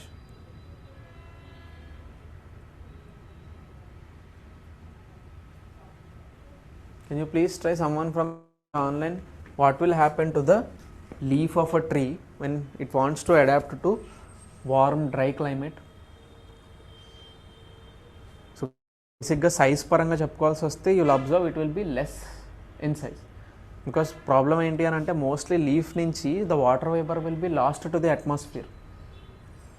మనకి అట్మాస్ఫియర్లోకి water vapour అంతా దీన్నే ట్రాన్స్పిరేషన్ ప్రాసెస్ అంటాం. సో ట్రాన్స్పిరేషన్లో భాగంగా వాటర్ వేపర్ అన్నది అట్మాస్ఫియర్లోకి కోల్పోతాం కాబట్టి లీఫ్ నుంచి. ఎప్పుడైతే లీఫ్ సైజ్ అన్నది ఎంత తక్కువ ఉంటే అంత తక్కువ వాటర్ వేపర్ అన్నది కోల్పోతుంది. సో ఎంత తక్కువ కోల్పోతే ప్లాంట్కి అంత బెనిఫిట్ ఉంటుంది. అందుకని వార్మ్ డ్రై క్లైమేట్స్ ఉన్న రీజియన్స్లో ఏమవుతుందంటే మోస్ట్లీ ట్రీస్ అన్నీ కూడా they will try to adapt by having smaller leaves. Okay, that was the understanding. Coral bleaching associated with removal of. Okay, so బేసిక్గా కోరల్ బ్లీచింగ్ మన దగ్గర కోరల్స్ అంటే ఏంటి, కోరల్ రీఫ్స్ అంటే ఏంటి, so what is this bleaching activity. So బేసిక్గా bleach అవ్వడం అంటే ఏంటి అంటే కలర్ కోల్పోవడం కదా. సో కోరల్స్ అన్నది ఏ విధంగా కలర్ కోల్పోతాయి, basically they are a combination of coral polyps and zooxanthellae. ఈ రెండింటిలో ఎప్పుడైతే జూజాంథలేట్ అన్నవి తీసేయబడతాయో, because they will not be providing the food or nutrition to the coral polyps. ఎప్పుడైతే కోరల్స్కి ఆ ఫుడ్ లేదో they will not be able to secrete the calcium carbonate. So calcium carbonate లేదు అని అంటే అవి కోరల్స్ ఇంకా గ్రో అవ్వలేవు, right. That is the understand. So Puga valley location ఎక్కడ అని అడిగారు. What is this Puga valley famous for? దేనికి ఫేమస్ ఇది? ఇండియాస్ కేస్లో there is geothermal energy. And in fact India's first geothermal ఎనర్జీకి సంబంధించిన ప్రాజెక్ట్ అన్నది ఈ పూగా వ్యాలీలోనే ఉంది. అండ్ జియోథర్మల్ ఎనర్జీ అంటే ఏంటి? బేసిక్గా this is the energy that we derive from the earth surface, sub surface. మీరు ఎక్కడన్నా అబ్జర్వ్ చేసే ఉంటారు కదా, మోస్ట్లీ హాట్ వాటర్ గీజర్స్ అని, లేకపోతే under water chains of water అన్నది. సో బేసిక్ ఇవన్నీ కూడా they will be having high temperatures. And ఈ టెంపరేచర్ని మనము సర్ఫేస్ పైకి తీసుకొచ్చి we can heat exchange them so that steam ga marchukoni we can use them in the rotating the blades of the turbine to generate electricity. Okay, so location ekkada ani adigaru, mostly Ladakh region lo, right. So high coliform counts in water, so bacteria count annadi ekkuvainappudu em avutundi annadi adigaru, right. Example of an ecotone. Now one basic concept that we forgot to mention in basic concepts of ecology syllabus lo ఏంటి అంటే, one is the ecotone. And వీటికి అనుసంధంగానే you have edge species and edge effect. So ఈ రెండింటి గురించి కూడా మనము తెలుసుకుందాం. సో ఇందులో not an example of ecotone అన్నారు. సో బేసిక్గా ఏం లేదు, ఇకోటోన్ అంటే I told you there are 2 different ecosystems. So ఈ 2 ఈకోసిస్టమ్స్ మధ్యలో కూడా there is an area where 2 ఈకోసిస్టమ్స్లో ఉండే కండిషన్స్ కన్నా కూడా ఫేవరబుల్ కండిషన్స్ ఉంటాయి. 2 ఈకోసిస్టమ్స్లో ఉండే కండిషన్స్ కన్నా కూడా you will observe more number of organisms present. So that is an example for ecotone. Now let's say grasslands are an ecotone between forest and desert. Okay, so mangroves are an ecotone between the terrestrial ecosystem land and the marine ecosystem ocean. So ఆ విధంగా ఇకోటోన్ కానిది ఏంటి అన్నది అడిగారు. Okay, next India's nationally determined contributions. So basically అవి ఏంటంటే climate change targets. రీసెంట్గా వాటిని రివైజ్ చేశారు. సో 2017లో ఉన్న INDCs అన్నది they are no longer important to us. Present ఏ విధంగా రివైజ్ చేశారన్నది దట్ ఈస్ ఇంపార్టెంట్. అదే ఎగ్జామ్, అదే క్లాస్ రూమ్ టీచింగ్ అప్పుడు I dictate them. Okay, mostly Svalbard global seed vault అన్నది లొకేషన్ ఎక్కడుంది అన్నది క్వశ్చన్ ఒకటి అడిగారు. అండ్ IUCN ద్వారా అవార్డు రిసీవ్ చేసుకున్న ఫస్ట్ ఇండియన్ ఎవరు? అండ్ ఏ national park not recognized as world heritage site? Okay, పూర్తిగా చూడండి, మోస్ట్లీ కాన్సెప్ట్ బేస్డ్ క్వశ్చన్స్ కన్నా ఫ్యాక్ట్ బేస్డ్ క్వశ్చన్స్ ఇవన్నీ. సో ఏ స్టేట్కి మ్యాంగ్రోవ్ కవర్ చాలా తక్కువగా ఉంది, అతి తక్కువగా ఉన్నది? So first carbon neutral international airport ఎక్కడుంది అని అడిగారు. సో కిగాలి అమెండ్మెంట్ ఆర్ అగ్రిమెంట్ అన్నది దేనికి సంబంధించి? బయోలాజికల్ ఆక్సిజన్ డిమాండ్ ఎక్కువైతే ఏం ఇండికేట్ చేస్తుంది అన్నది. So basically high BOD indicates the high pollution of the water body. ఏ విధంగా ఇది హై పొల్యూట్ అయింది అన్నది will try to understand that during the classroom teaching. Okay, so కెమిస్ట్రీకి సంబంధించి చెప్పుకుంటాం అన్నాగా. So basics like the aqua solution, ఈ సొల్యూషన్ ఏంటి అని. ఓకే, సో సోడియంని ఎందుకు కెరోసిన్లో పెట్టి ఉంచుతారు? సో pHకి సంబంధించి చూడండి, that is from your chemistry. And desirable range of drinking water and tooth డికేకి సంబంధించి, అలాగనే యాసిడ్ రెయిన్కి సంబంధించి కూడా ఒకసారి అడిగారు. సో కొన్ని బేసిక్ pH వాల్యూస్ అన్నది మనకు నోట్ చేసి పెట్టుకోవడం నోట్స్లో అన్నది is important, right. So which is attracted to the north pole of magnet. So angle of vision ఎంత ఉంటుంది, దట్ 6/6 విజన్కి సంబంధించి యాంగిల్ ఎంత. So why bird high voltage lines మీద కూర్చున్న బర్డ్కి ఏంటి అని అంటే it will not get any shock. Why is that reason?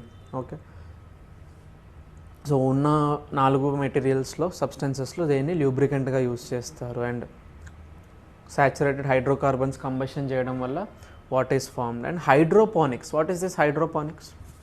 Hydro is water, ponics అంటూ ఉన్న దగ్గర ఏంటంటే జస్ట్ యూజింగ్ వాటర్, ఆ వాటర్కి న్యూట్రియంట్స్ని సప్లై చేసి they will try to grow the plants. Okay,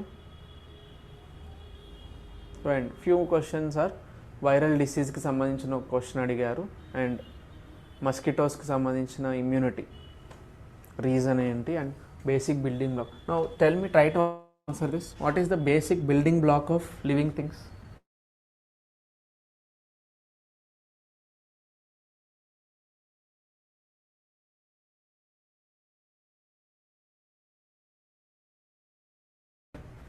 Durgesh, Kiran, Mallesham, Vineet.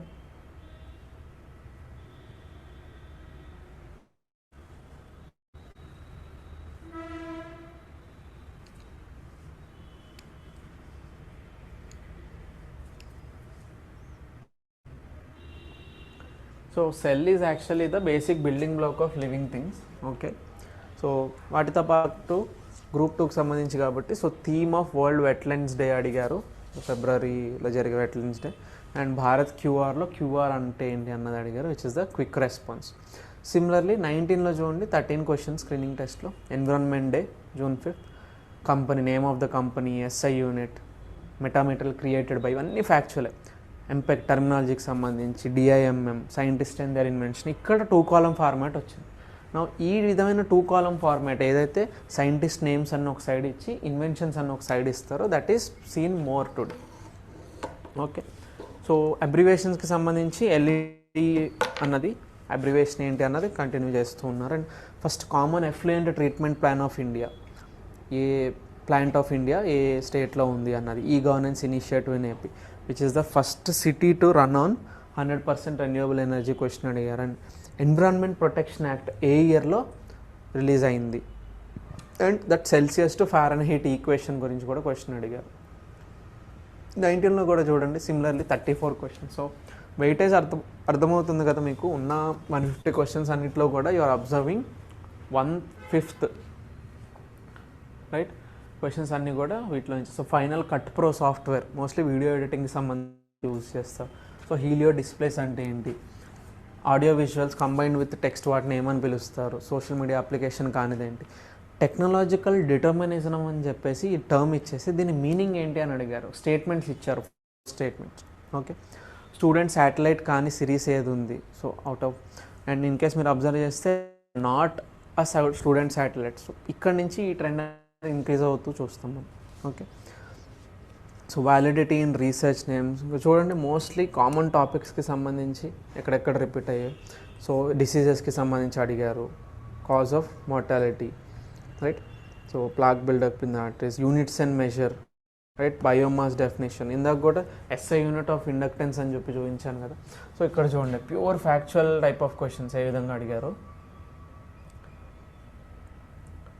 So national fish of India question అడిగేసి, similarly national aquatic animal of India direct based questions. ఒకటి చూడండి IUCN, international union for the conservation of nature, full form అడిగారు.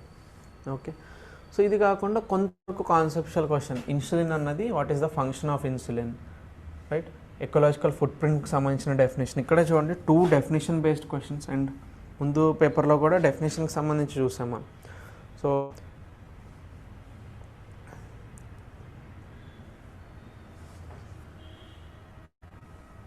So they will definitely be asking you about various definitions, దేన్ని ఏమని పిలుస్తారు, are statement బేస్డ్గా ఉన్న 4 స్టేట్మెంట్స్లో or 4 ఆప్షన్స్లో you have to pick one. Okay, which greenhouse gas, so ఎన్విరాన్మెంట్కి సంబంధించి కూడా is produced from the lowland rice cultivation right, modern అగ్రికల్చర్లో భాగంగా. సైజ్ ఆఫ్ నానో పార్టికల్స్ అని ఫ్యాక్చువల్ క్వశ్చన్ కూడా అడిగింది. It was during the 19 right. సైన్స్కి సంబంధించి startup India, mango variety, so ministries ఏంటి 24కి సంబంధించి జస్ట్ 8 క్వశ్చన్స్ స్క్రీనింగ్లో ప్యూర్ ఫ్యాక్చువల్ క్వశ్చన్సే. కర్ణాటకలో గేమింగ్ అండ్ ఆన్లైన్ గ్యాంబ్లింగ్ సంబంధించి ఇనిషియేటివ్ లాంచ్ చేశారు. ఆ ఇనిషియేటివ్ పేరు ఏంటి? So steel స్లాగ్స్ technology. ఇక్కడ కూడా టెక్నాలజీ క్వశ్చన్ కంటే కూడా ఏ పార్టీస్ ఇన్వాల్వ్ అయ్యి ఉన్నాయి, ఆర్ పార్టీస్ అంటే ఏ కంపెనీస్ ఇన్వాల్వ్ అయ్యి ఉన్నాయి, so what is their aim, so అలాంటి క్వశ్చన్ అడిగారు. నేషనల్ సింబల్గా స్నో లెపర్డ్ని పెట్టుకున్న కంట్రీ పేరు ఏంటి? సో బయోఫ్యూల్ అలయన్స్ సంబంధించి current affairs. So first submarine tourism. Mostly ఇవన్నీ కూడా కరెంట్ అఫైర్స్ బేస్డ్ క్వశ్చన్స్. ఇక్కడ ఏంటంటే టు సమ్ ఎక్స్టెంట్ డిజాస్టర్ వస్తుంది. మనకి ఏపీ సిలబస్లో లేదు కానీ తెలంగాణ సిలబస్లో ఏంటి అని అంటే we have the disaster management. Mostly different types of disasters, their management, their prevention strategy అవన్నీ కూడా కవర్ అవుతాయి. 25లో ఉండి ఎంటైర్ 75 క్వశ్చన్స్లో you will observe, I told you close to 50 questions are from environment and just 20-25 మాత్రమే SNT నుంచి ఉంటాయని. So ఇక్కడ జస్ట్ మనం ఒకసారి మార్క్ చేస్తూ వెళ్దాం. So this is from that SNT part. Okay, ఇది environment, the pollution type environment. So observe method used for solid waste disposal. ఇక్కడ చూసారు కదా, ఐ షో యూ ఇదే సాలిడ్ వేస్ట్ డిస్పోజల్ మెథడ్స్కి సంబంధించి ఎన్నిసార్లు పేపర్లో రిపీట్ అయిందండి. Okay, so primary goal of the municipal solid waste rules of 2000. So why is organic farming advantage over conventional farming. Okay, so air pollution ఇందాకన్నా అడిగాను చూసారా, మేము చెప్పాను కదా మీకు, primary source of air pollution in Indian cities. What is the primary source? Because of the vehicular pollution. So అది ఒక 4 options ఇచ్చేసి which is the primary source అన్నది కూడా అడిగున్నారు. That was asked, right. So government initiative to control industrial emissions in. So and ఇంకొకటి చూడండి, మీకు ఈ ట్రెండ్ కూడా చెప్పాను, not a alternative or not a correct statement or choose the incorrect statement, ఇలా వాటి గురించి కూడా అడుగుతూ ఉన్నారు. సో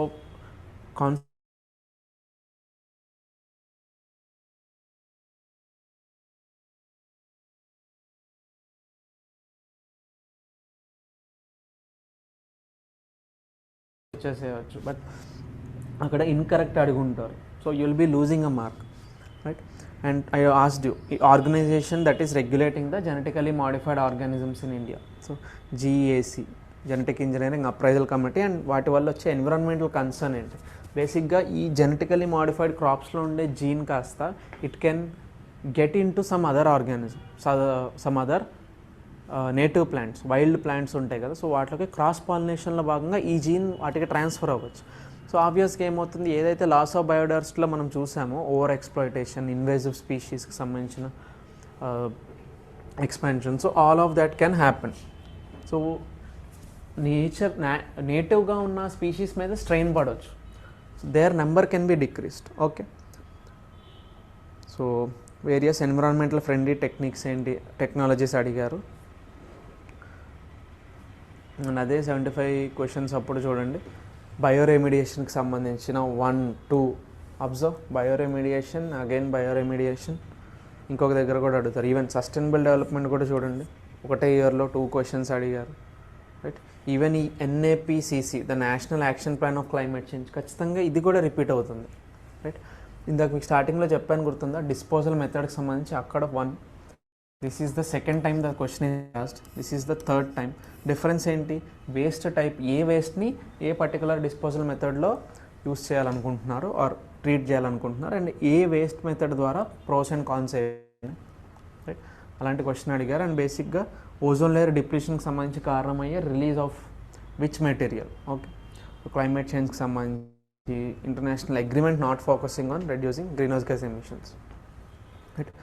బ్లాక్ కార్బన్కి సంబంధించిన క్యారెక్టరిస్టిక్ ఒకటి అడిగారు. అండ్ హెల్త్కి సంబంధించి కూడా బేసిక్ ఇన్ఫర్మేషన్ ఇక్కడ చూడండి, aim of national action plan climate change, మళ్ళీ కోర్ మిషన్స్ ఎన్ని నెంబర్ ఉన్నాయి అన్న, 8, 9, 10, 12, సో ఎన్ని నెంబర్స్ ఆఫ్ కోర్ మిషన్స్ ఉన్నాయన్న క్వశ్చన్ కూడా అడిగారు. Now understand, there is one different pattern or a surprising question like this. This is a surprising question.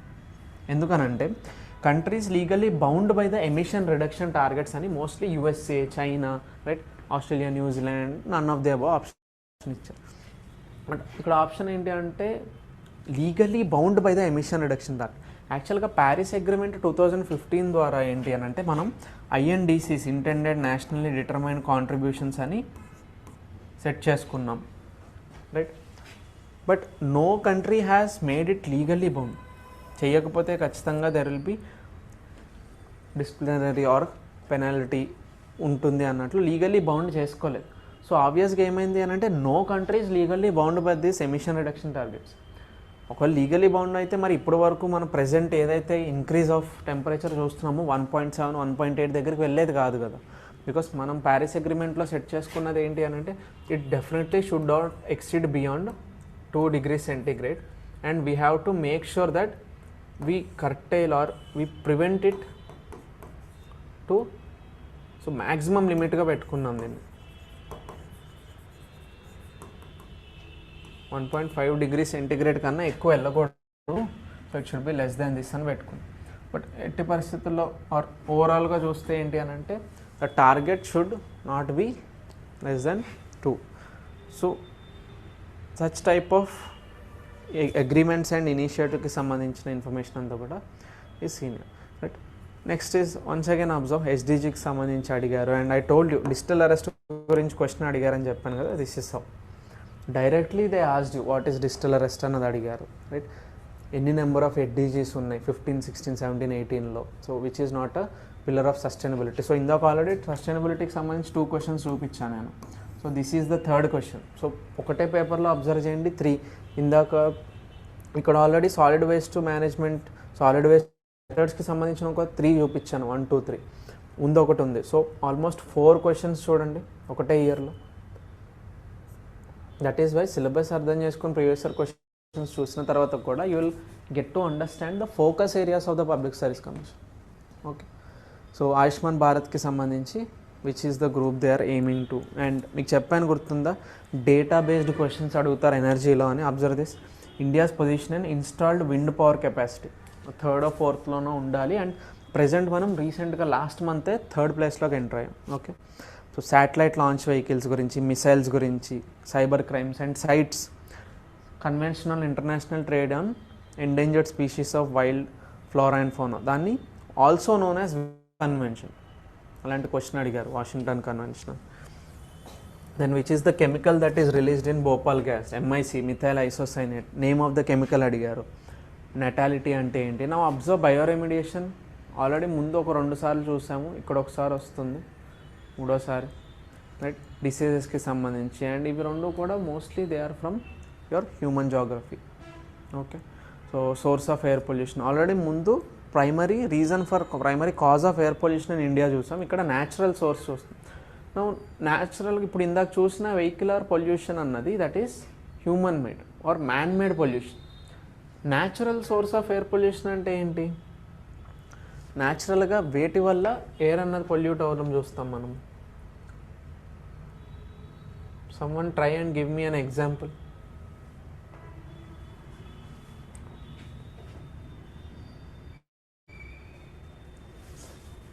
Natural source of air pollution. Now can I consider volcanic eruption as an example for natural source of air pollution?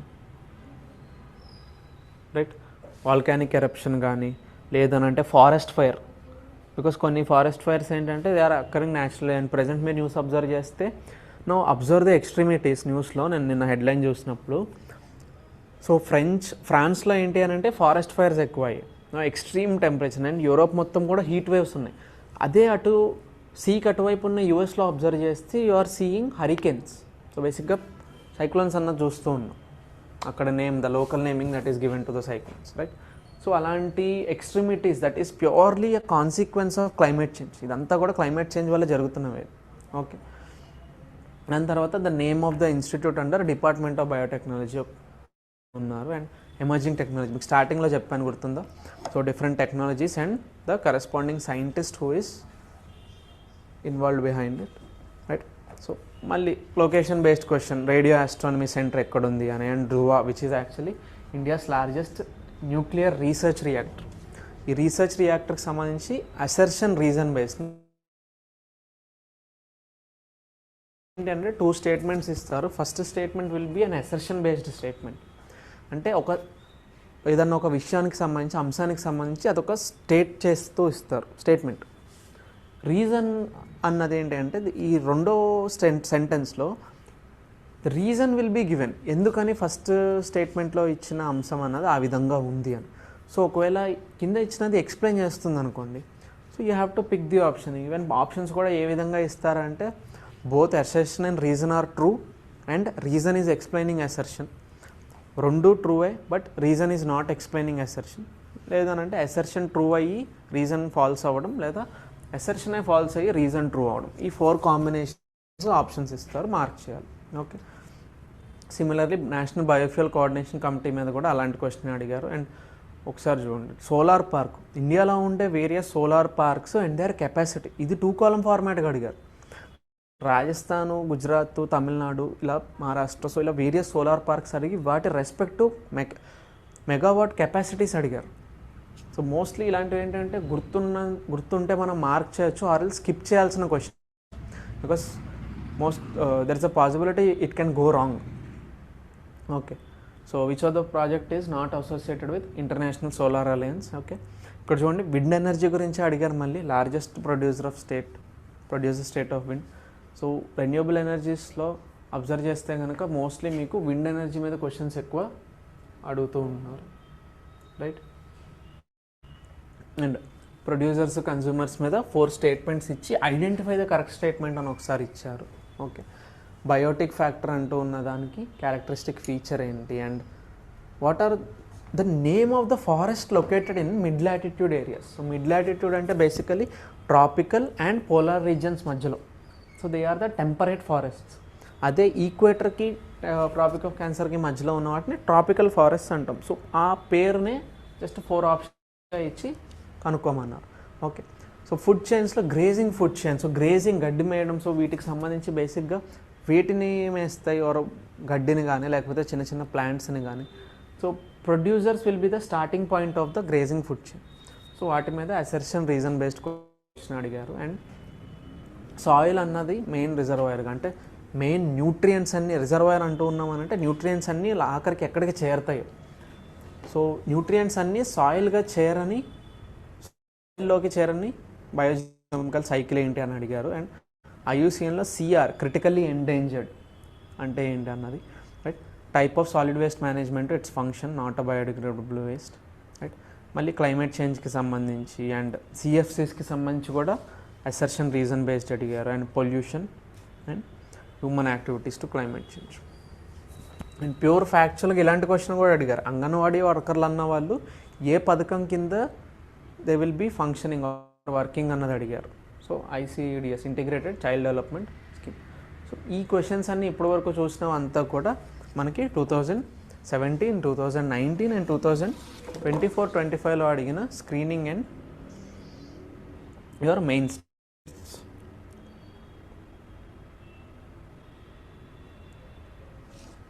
Right. దాని తర్వాత ఏంటి అని అంటే last 5 or 10 minutes will try to look at Telangana group 2లో కూడా జరిగిన 2 నోటిఫికేషన్స్లో 2016లో ఒకసారి పూర్తయింది కంప్లీట్గా, అండ్ మొన్న 24 అప్పుడు పూర్తయింది. అప్పుడు అడిగిన క్వశ్చన్స్. అండ్ మీకు చెప్పాను కదా తెలంగాణ పేపర్లో ఏంటి అంటే అదే జనరల్ స్టడీస్ పేపర్ 1లో సెక్షన్ వైజ్గా డివిజన్ ఏముండదు, ఉన్న క్వశ్చన్స్ అన్నిటినీ కూడా ర్యాండమ్గా ఇచ్చేస్తారు. అండ్ క్వశ్చన్ పేపర్లో ఎటువైపు ఇస్తారు అన్నది కూడా మనకు తెలియదు. సో ఎక్కడో చోట అబ్జర్వ్ చేస్తే అక్కడ ఒక 5-10 క్వశ్చన్లు, అక్కడ ఒక 5-10 క్వశ్చన్లు SNTకి సంబంధించి ఉంటాయి.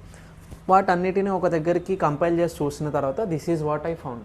2016 పేపర్లో ఓవరాల్గా 24 క్వశ్చన్స్ అబ్జర్వ్ చేసాము. అండ్ ఇక్కడ చూడండి, మోస్ట్లీ ఏవైతే కొన్ని ఫోకస్ టాపిక్స్ ఉంటాయో ఆ ఫోకస్ టాపిక్స్ నుంచి అడుగుతారు. చూడండి, డిసీజెస్, ఆ డిసీజెస్కి కారణమయ్యే ఆర్గానిజం. ఇప్పుడు ఫర్ ఎగ్జాంపుల్ TB ఉంది, tuberculosis, that is because of bacteria.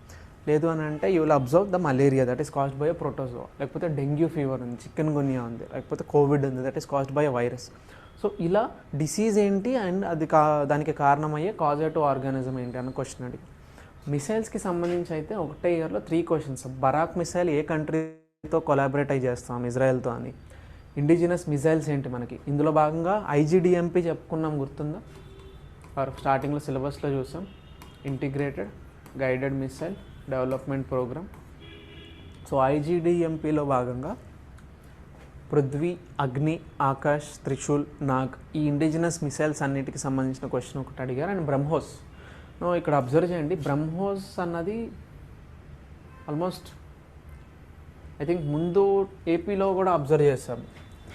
Question ఏం లేదు, సింప్లీ బ్రహ్మోస్ అన్నది ఏ 2 కంట్రీస్ ఒక జాయింట్ ఎఫర్ట్ వల్ల డెవలప్ అవుతుంది అని.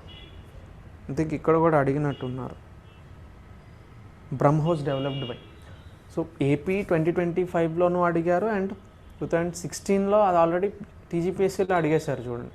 సో అందుకనే మీకు ఏంటి అంటే ఎప్పుడైనా ఒక ఎగ్జామ్కి ప్రిపేర్ అయ్యేటప్పుడు మోస్ట్ ఆఫ్ ద కాంపిటేటివ్ ఎగ్జామ్స్లో వచ్చిన ప్రీవియస్ ఇయర్ క్వశ్చన్స్ అబ్జర్వ్ చేస్తే, లేదు ఆ పర్టికులర్ ఎగ్జామ్ రెగ్యులర్గా జరుగుతూ ఉందనుకోండి, సో వాటిని అబ్జర్వ్ చేస్తే కనుక it is very helpful to you. That is why since ఈ పబ్లిక్ సర్వీస్ కమిషన్స్ ఎగ్జామ్స్ ఏంటంటే రెగ్యులర్గా జరగవు, మహా అయితే 2 ఏళ్ళకి 3 ఏళ్ళకి ఒకసారి, ఎప్పుడో 5 ఏళ్ళకి ఒకసారి జరుగుతుంటాయి. సో క్వశ్చన్ పేపర్స్ తక్కువ ఉంటాయి.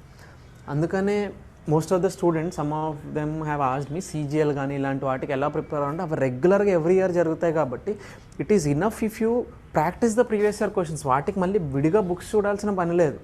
కాన్సెప్ట్ ఏదైనా అర్థం చేసుకోవడానికి లేకపోతే చిన్న చిన్న టెక్నిక్స్కి చూడాల్సిన అవసరం వస్తుంది. కానీ mostly for the questions you need not look at various types of books. Previous year questions are enough. In fact మీరు ఒకసారి సీజీఎల్కి సంబంధించిన ఎగ్జామ్స్ అబ్జర్వ్ చేస్తే it will be happening over 1 week or 2 weeks time period. డేలో 4 షిఫ్ట్లో జరుగుతుంది. అంటే చూడండి, డేలో 4 papers. If it is happening for 1 week, so 7 into 4 almost 28-30 papers. ఒక్కొక్క పేపర్లో 100 క్వశ్చన్స్ ఉంటాయి. సో ఈచ్ సెక్షన్ 25 అంటే ఎన్ని క్వశ్చన్స్ వస్తున్నాయి చూడండి. అవన్నీ ప్రాక్టీస్ చేసుకొని వెళ్ళినా చాలు, ఒక ఇయర్కే చాలా అవుతాయి. So such type of practicing or understanding with respect to exams is important. So స్ట్రాటజీలో భాగంగా ముందు మనము వీటిని ఇంక్లూడ్ చేసుకొని పెట్టుకోవాలి, రైట్. సో కరెంట్ అఫైర్స్ నుంచి DNA index system, right. Hydel power project with the highest capacity అడిగారు. ఫస్ట్ టెస్ట్ ట్యూబ్ బేబీ పేరేంటని అడిగారు చూడండి. సో మీకు ఆల్రెడీ ఇందాక father of Indian nuclear programme చెప్పా, Homi Jehangir Bhabha. Who is the father of Indian space program? So ఆయన గురించి అడిగారు, విక్రమ్ సారాభాయ్ గారి గురించి. Next, women to spend record days on space shuttle name అడిగారు. ఫస్ట్ శాటిలైట్ ఇండియాలో లాంచ్ చేసినది నేమ్ అడిగారు, right. So heavy water use చేసే న్యూక్లియర్ ప్లాంట్ ఏంటి, ఆ లొకేషన్ ఎక్కడ ఉంది, ఆ న్యూక్లియర్ రియాక్టర్ ఇక్కడ చూడండి. 1, 2, 3 even father of nuclear program అడిగారు.